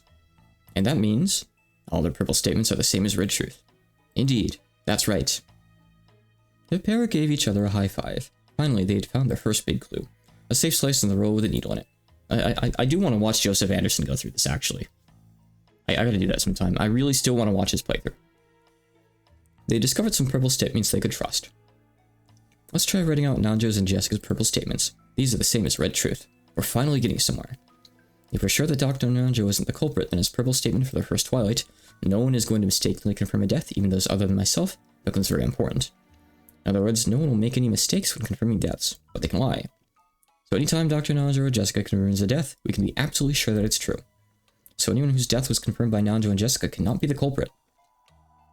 Uh-oh. Looks like they're moving along. Yeah, honestly, going this route is even faster than me, probably. Because you immediately narrow down Nanjo. It's strange. I find it annoying that they're making progress. But if they did get stuck, that would just be boring. Okay, let's check their examinations and find some more characters who can't be the culprit. Indeed. Tell us more. Nanjo and Jessica are innocent. Thank you. Battler, finished checking Nanjo's and Jessica's purple statements. People whose deaths were confirmed by those two are definitely dead.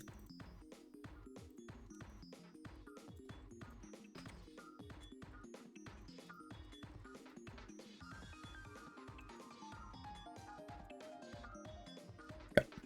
and that means that they can't be culprits. Which in turn increases the number of purple statements we can trust. Let's start with Dr. Nanja. He confirmed the deaths of the victims in the second Twilight, Uncle Kraus and Aunt Natsu. Then in the fourth Twilight, he also confirmed Shannon's death. On the fifth and sixth Twilights, he even confirmed Goto-san and Kumasawa-san's deaths. The number of innocent people has skyrocketed. In addition to Nanja and Jessica, we know that Kraus, Natsu, Shannon, Goto, and Kumasawa cannot be culprits. That's not all. On the fourth Twilight, Brinka still announced Kanenkun's death with the red truth. That's where I started! Why would you not start with a red truth? That's so much more straightforward and easy. My opinion. You don't have to go back through the entire story and look through the narration. The culprit can't die, so Kanenkun isn't the culprit either. Nanjo, Jessica, Kraus, Natsu, Shannon, Kanen, Goto, and Kuwasawa. All 8 of them are not the culprit. Oh, all of a sudden they now have 8 suspects less. It's only natural that they'd make it this far. This is where it really begins. Now the number of purple statements we can trust has grown tremendously. I wonder how many people actually go through the narration and solve it that way. I feel like most people would use the red truth. I don't know. We're really getting into the thick of it. Yeah, let's check through the purple statements of the characters we've just proven innocent. I kind of just solved the whole thing for you here, huh? Kraus, Natsu, Shannon, Kanen, Goto, Kuwasawa. I've looked through the purple statements for all the people we just proved innocent. Yeah, as a result, we've proven that Genji-san isn't the culprit. After the first Twilight, Ken announces in a purple statement that he confirmed Genji's death. That clears Genji of suspicion as well. So now, a total of 9 people have been proven innocent. Things are going pretty well. Ah, right. It looks like Shannon's and Kuwasawa's purple statements confirmed that 6 people of the first Twilight all died. Not quite. We shouldn't accept that so easily. Why not? We can trust Shannon's and Kuwasawa's statements, can we not? Yeah, right. If you're sure they aren't culprits, why can't you trust the purple statements? Kuwasawa-san, for example, only said they weren't lying, they were covered in blood. So it's not clear whether they were alive or dead. We can't call this a perfect examination of the 6 victims. Shannon speaks of those 6 in a different way. She says, each of the children confirmed the deaths of their own parents. In the dining hall, that means George, Anaki, Maria, and I each examined our own parents. However, we haven't proven that any of those 3 are innocent. Oh, I get it. Shannon's words prove that the children confirmed each of the 6 deaths at the dining hall, but they didn't prove that the examinations those kids performed were legitimate. That's it. Since we can't deny the possibility that the kids are lying, we still can't remove all 6 people in the dining hall from suspicion. How troublesome. Those 3 are the survivors who live until the end. Since they are alive, that makes it impossible to prove that they aren't culprits. Valor, George, and Maria. While these survivors are very likely to be culprits, it's probably also hardest to prove them innocent. At any rate, it looks like those 9 are the only ones who are innocent we can be sure of thanks to their confirmed deaths. From here on out, it'll just be pure reasoning based off the purple statements of the 9 we can trust. Nanjo, Jessica, Kraus, Natsu, Shannon, Kanen, Goto, Kumasawa, and Genji. All we can do is read through the purple statements once more. Things are going to get hard starting now. Let's steel ourselves and take a shot at it. Indeed, it's finally starting to feel like a real mystery. Stop looking at me like that, Bryn Castell. I already solved it. Hey, Beato, I found something interesting. In this chain of crimes, master keys can never be used. Come to think of it, the group of 9 innocent people includes all 5 servants, doesn't it? Only the servants can use master keys. They can't hand them over to someone else. And since people who aren't culprits themselves can assist culprits, the master keys can't be used for crimes.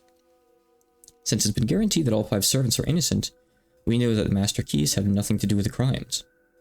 Yes, that's right, and that makes this even more troublesome, correct? All of these closed room murders, every one of them must be constructed without any master keys. No, spin the chessboard around. This just means that they can all be constructed with tricks that don't involve master keys. I see, so we have the first Twilight, the closed room of the dining hall, the second Twilight, Natsu's closed room, and starting with the 5th Twilight, the closed room of the guest house. Seems we must look closely through those again. Let's read it through once more carefully. All the servants are innocent. Master keys can't be used.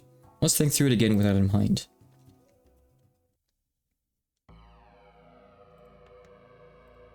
If you left. I think I have a theory about the closed room of the first Twilight. Let's hear it. The corpse examinations of the victims in the first Twilight still aren't certain. In other words, what if one of them was really the culprit? They killed the other 5, left the dining hall from the inside, and played dead. True, they could create a closed room without using master keys that way. That leaves us with a problem, though. What problem? Remember, when we were talking about the second Twilight, Brinka still said this with a red truth. The culprit of the first Twilight really did kill 6 people. Oh yeah, so in that case, you'd have to say like, he Kirei did it. She killed 4 people. Rudolph got sealed in later. Then Kirei killed 2 more later, and Valor killed the others. I think you could make that work. Yes, now that you mention it. Because of that red, it seems all 6 people in the dining hall were dead after all. Doesn't have to be those 6 people. So how did someone lock the dining hall from the outside? Without using a key? Hey, Battler. Does that red truth really confirm the deaths of all 6 people in the dining hall? No, it doesn't. Well, doesn't it? In that case, the 6 in the dining hall were all innocent, and excluding Genji, whose innocences are being confirmed, they can remove 5 more people from the list of suspects, yes? In other words, 9 plus 5 equals 14 people have been proved innocent. There are only 3 left. Either Battler, George, and Mario is the culprit. Wait a second. There's something about this that's bugging me. That red truth did say that the culprit killed 6 people. However, she didn't say that red right after the first Twilight. I believe she said it back when we were talking about the second Twilight, yes? I'd like to read through that bit again. Let's search. It feels like that was a strange time for her to say it. Not bad. Can't underestimate these 2. Even their instincts are sharp. And as they've killed 4 people in the first Twilight, then 2 later for 6 total. I've been thinking about the second Twilight's closed room, but no matter how many times I try, I keep ending up with the same theory. You mean someone killing the pair of them, then locking the door from the inside and hiding? Yes. Since the master keys can't be used, the door must have been locked from the inside. So it only makes sense if the culprit was hiding somewhere in Natsu's room. Right. That is weird. It says this in the narration. No matter how much time passed, Kraus and Natsu were the only ones who didn't return. And then it continues. Everyone headed to Kraus and Natsu's rooms together.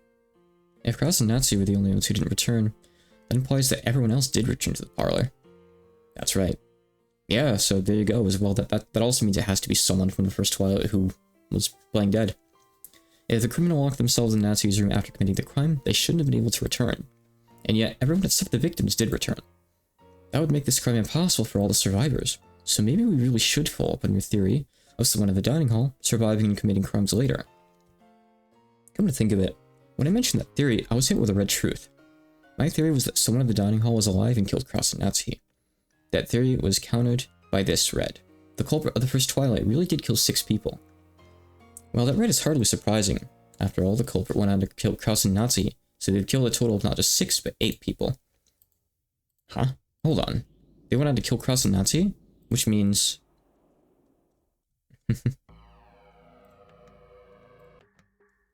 I've got it. We've been fooled. I know what she meant by saying the culprit killed 6 people.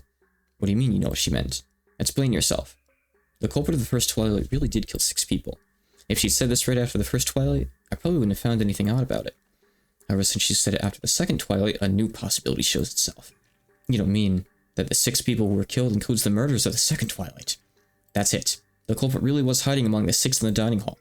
Later on, they snuck out of the dining hall, killed the 2 people in Natsu's room, locked the door from the inside, and hid somewhere in the room. The culprit could have only killed 5 people at most in the dining hall. However, if we add on the victims of the second Twilight, they would definitely have killed at least 6 times. I see, now it all adds up. You can construct the closed rooms of both the first and second Twilights without using master keys. Well, you'd think so, but that reminds me of something else. Aunt Natsu's room was sealed immediately afterwards. Yes, come to think of it, Lady Brinka still used the red truth to say this. The group sealed the room at the same time they left. No culprit joined the group as they left. She also said this. All the seals will not be broken. In other words, the culprit is trapped in a closed room again. That theory might explain the first and second Twilights. However, the culprit will be sealed inside Aunt Natsu's room and able to leave. I guess they don't want to imply here that there's multiple culprits. Yeah. That means they wouldn't be able to carry out the fourth Twilight and onwards. Yeah, I thought it was such a nice theory, but I guess it's wrong. I don't think we're wrong about this theory, but maybe it just needs some more tweaking.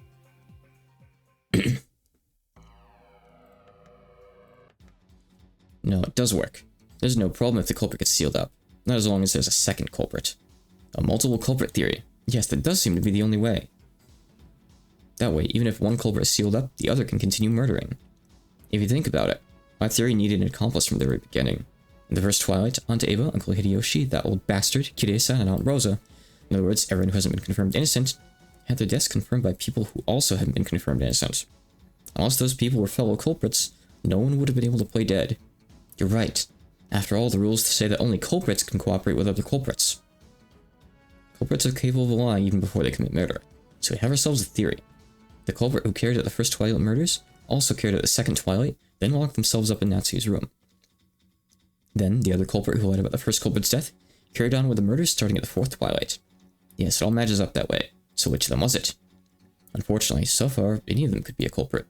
However, we can say for sure that the crime wasn't committed by a single person. And we know that the culprit locked up in Natsu's room was one of those 5 victims in the dining hall. We also know that the person who continued with the crimes was one of those who inspected the 5 suspicious corpses on the first twilight. One of those who inspected the 5 suspicious corpses at the dining hall? That would be Battler, George, or Maria. We know that one of those 3 committed the murders later on. So they do narrow it down to just a few options here. And you know it can't be Maria and Rosa because then there's not a 3rd culprit to make it work. Because Maria can't do it later on. And of course, there's also the fact that Maria is said to not do it by innocent victims. So this really spells it out for you. Excellent. Let's focus on those 3 and find the truth about those later crimes. Looks like that's all the hints it gives you. Oh, the 2nd page. The next crime is the 4th twilight. Shannon Chen was the one killed. No one has an alibi with one exception. George. Jessica, who's been confirmed innocent, used the purple text to say that it was impossible for George to kill Shannon. So doesn't that mean either George or Maria must have killed her? I'd like to think that, but it's too soon to be sure. So at this point, they haven't really said there could be 3 culprits yet. They haven't quite figured that out at this point, I guess. With revelation.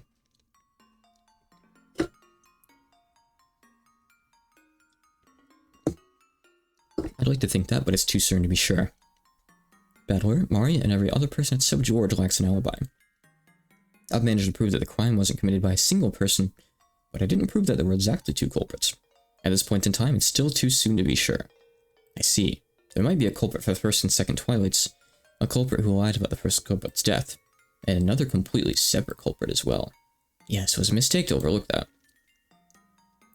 The murder of Shannon Chen was possible for anyone, with only one single exception. Also, that fact alone isn't enough to prove that George Aniki is innocent. I thought this would be an easy one since there's no closed room, but on the contrary, we have no suspicious circumstances, and no information leads to the culprit. The pace of the crimes picks up starting here. Instead of being stuck on this one part, we should start taking a look at the 5th twilight too.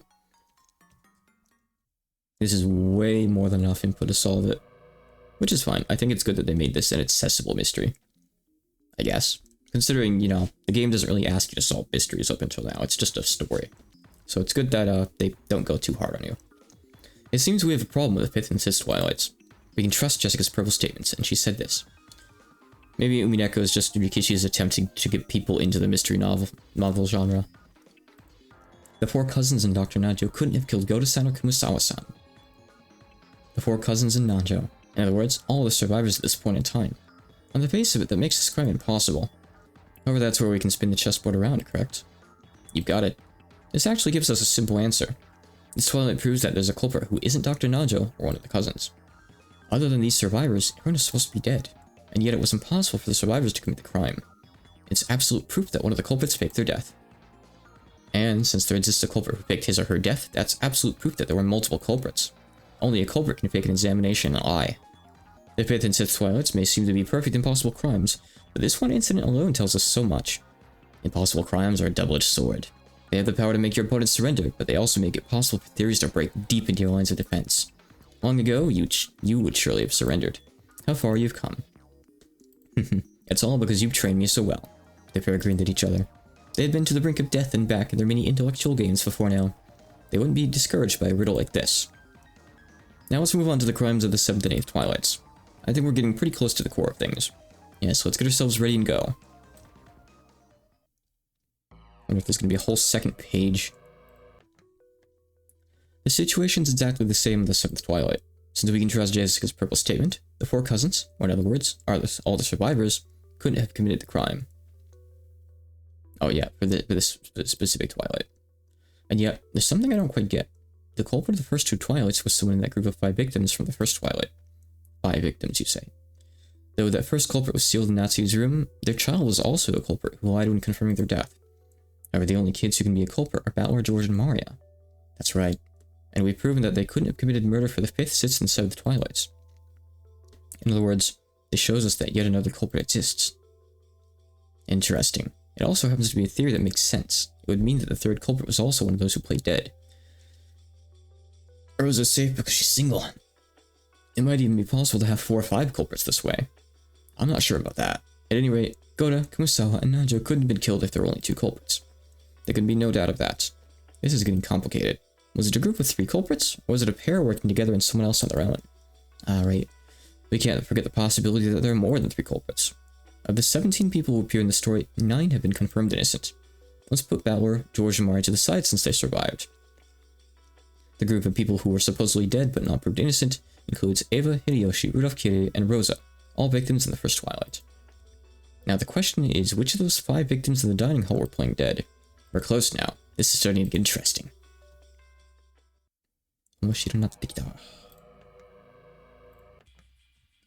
As for the 8th Twilight in the end, the layout's exactly the same. Indeed, the narration says that George, Balor, and Maria could not have killed Jessica. The 3 survivors couldn't have done it. The purple statements here sound like they should hold a lot of hints for us. George and Maria's purple statements are particularly interesting. If only we could trust them, they would be quite a powerful clue. If George Aniki is innocent, then his purple statement about Maria being unable to kill anyone would be true, and Maria would be confirmed innocent. In the same way, if Maria is innocent, then her statement about George being unable to kill an adult would be true. And in the end, that proves George Aniki innocent. It would, but we cannot confirm that either of them is innocent. If either George Aniki or Maria could prove that the other was innocent, they would be innocent too. It's like a chicken and egg dilemma. It almost feels like a useful hint. Not quite. Pretty annoying. Proving innocence for either of them probably won't be easy. At least we've gotten the suspects down to a small number. From here on out, there's probably nothing left to do except check each one to see if they could have been a culprit. You're right. Feels like we're getting to the final stretch. Looks like they've almost made it, doesn't it? I feel like a fish on the chopping board.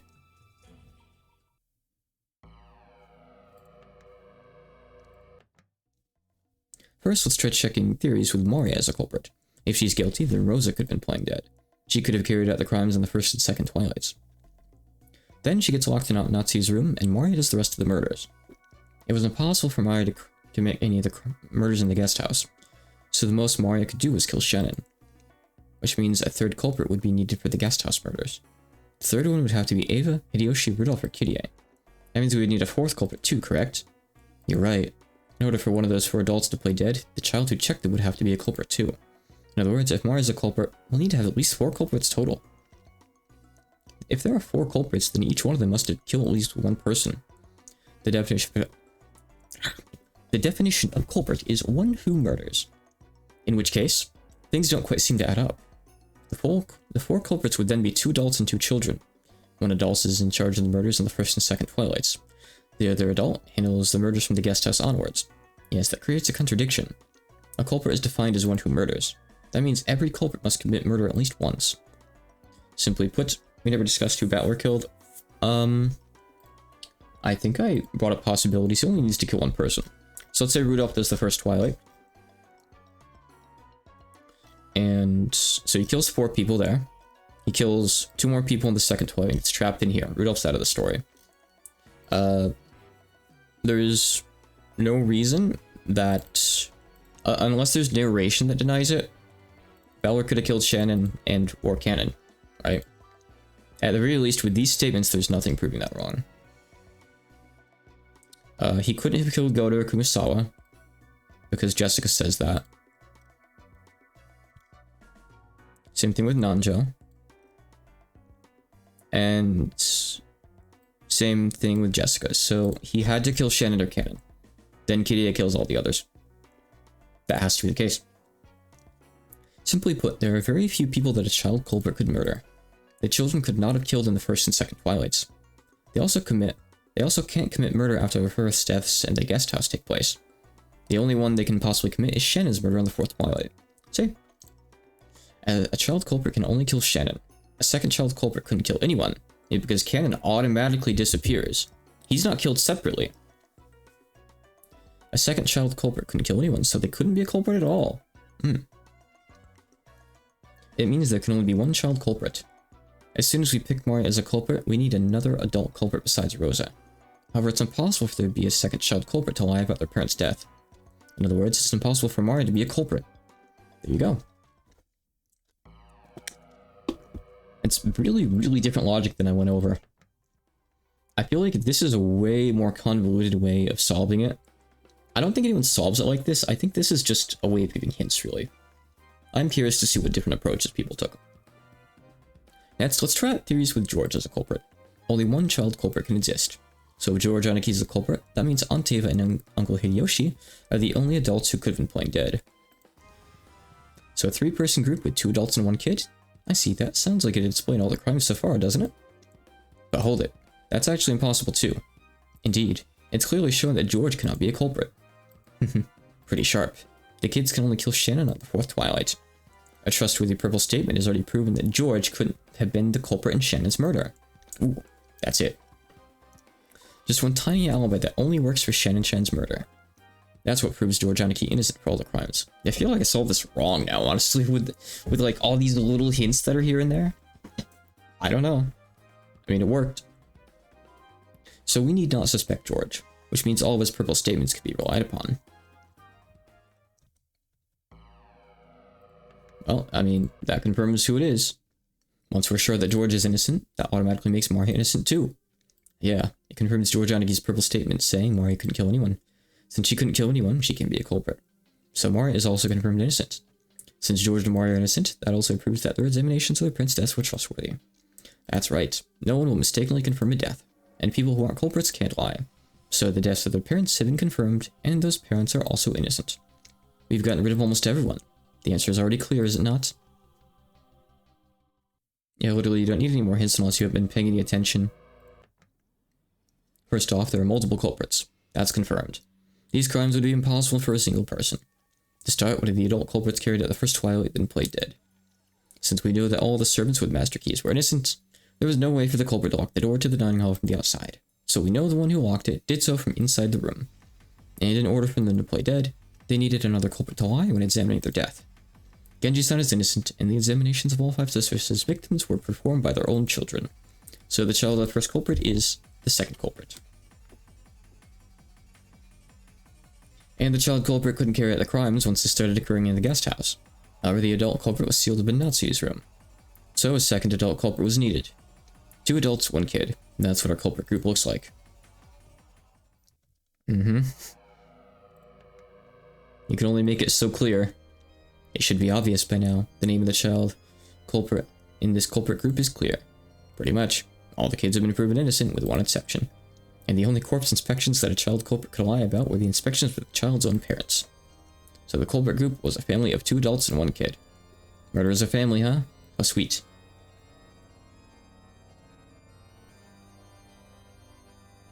It's relevant.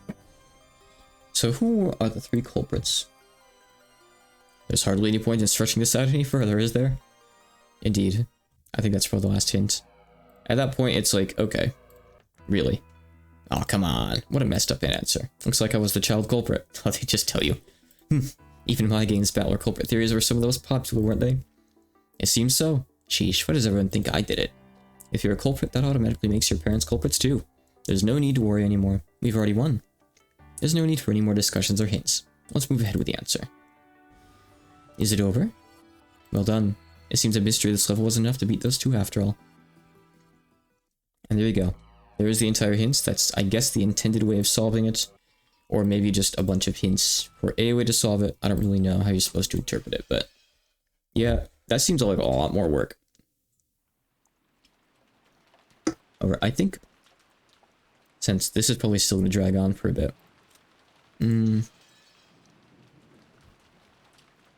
yeah, okay. Nah. I don't know. I want to switch over to DOD. This is 2.5 hours. This takes a while. The 3 of them were standing in front of the shed. Oni-chan. I cried out, but my voice didn't reach them. Even though I yelled so loudly, something felt very wrong about all this. When people hear a voice, even when they pretend not to have heard it, their bodies tend to show some sign that they've noticed. However, there was no trace of that in the 3 of them. Even though I was screaming so loud, it truly wasn't reaching their ears. The instant I understood that, my dash towards them slowed and came to a halt. Though we appeared to be in the same world, we were actually in different worlds entirely. It's like seeing someone on TV, or was it more like seeing a ghost? I could see them clearly, but as far as they were concerned, I didn't exist. After all, look. Even if I stand in front of them, their eyes can't see me. If I try and touch them, will I really be able to? What if my hand just went right through? I was so scared at the thought that I could do nothing but stand there in shock, even though I was so close to them. Yeah, if you put your head inside, you can see their organs. Damn it. I don't have a clue anymore. Someone must have snuck in from the outside the island after all. Why are you still playing dumb when there's only 2 other people alive with you? And they're massacring the Ushimura family. No matter how we lock ourselves in, someone always gets killed. Ooh, it's the work of a witch after all. Everyone calm down. Let's calm down and think. No one exists on this island, except those with a direct relation to the Ushimura family. That doesn't make sense. After all, we've just seen several murders that'd be impossible for any one of us.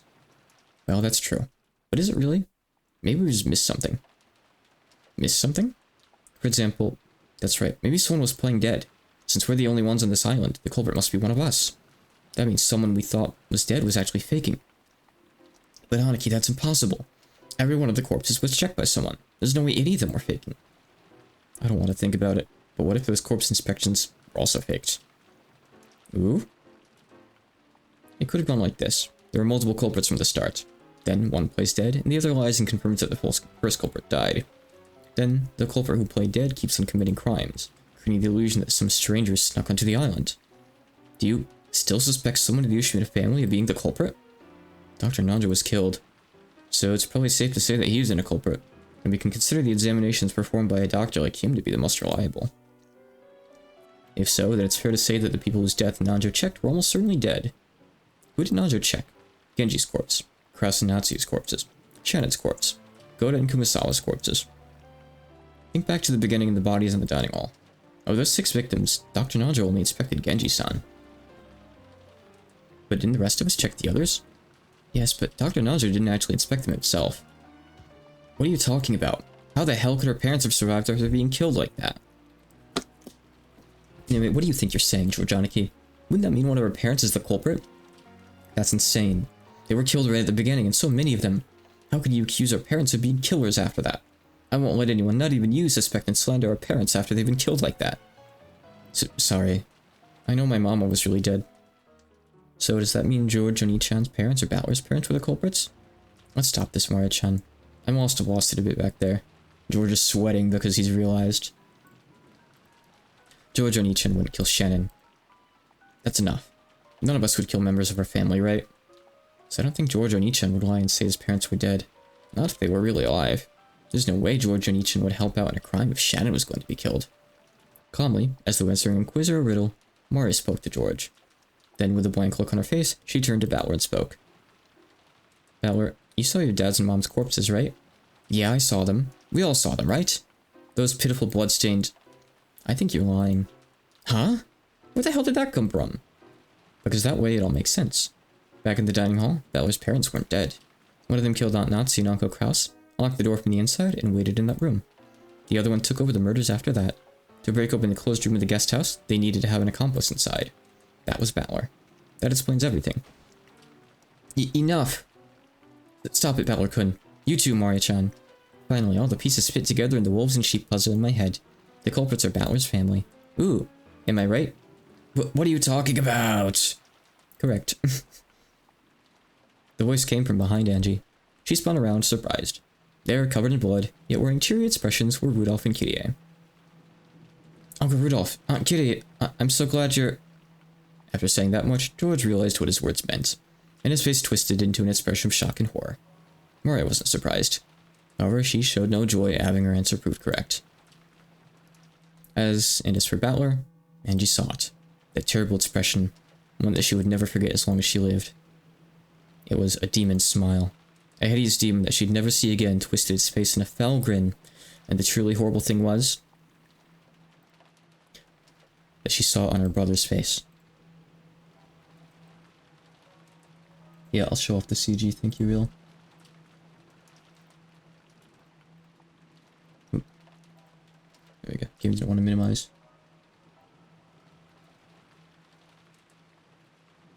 Nice.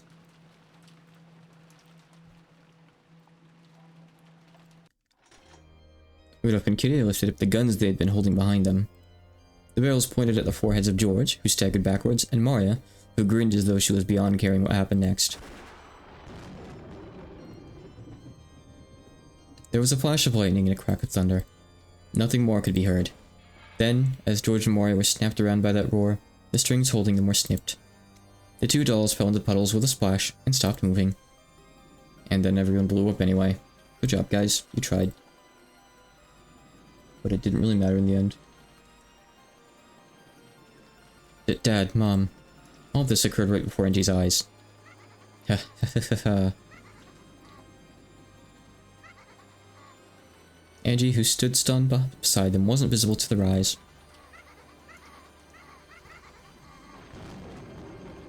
They guffawed, overcome with laughter. Then, right in front of Angie, they started joking and complimenting each other on their kills so far. The three hideous faces, the faces of her family, made Angie want to cry and vomit at the same time, and she felt as though she would suffocate. Angie dashed away, covering her mouth. She wanted to escape the disgusting laughter coming from her beloved family as soon as possible. Then she slipped and fell face down in a puddle of mud. She didn't try to get up.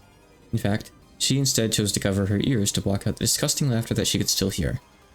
As she did, from the shadows of the fences and bushes in this inky black rose garden, several dark things slipped into sight. Goats. They're hungry. Give them apples. Give them salt. Angie looked around in surprise to see eerie black shapes appearing from all over the garden, and slowly surrounding her. It was a crowd of people with goat heads. Their outfits were all different. Some wore suits, while others were dressed casually.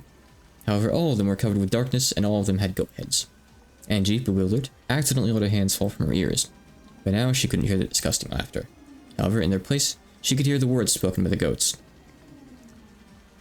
Kitty and Rudolph are the culprits. Battler's the culprit. Battler's the culprit. Battler culprit theory. Battler's family culprit theory.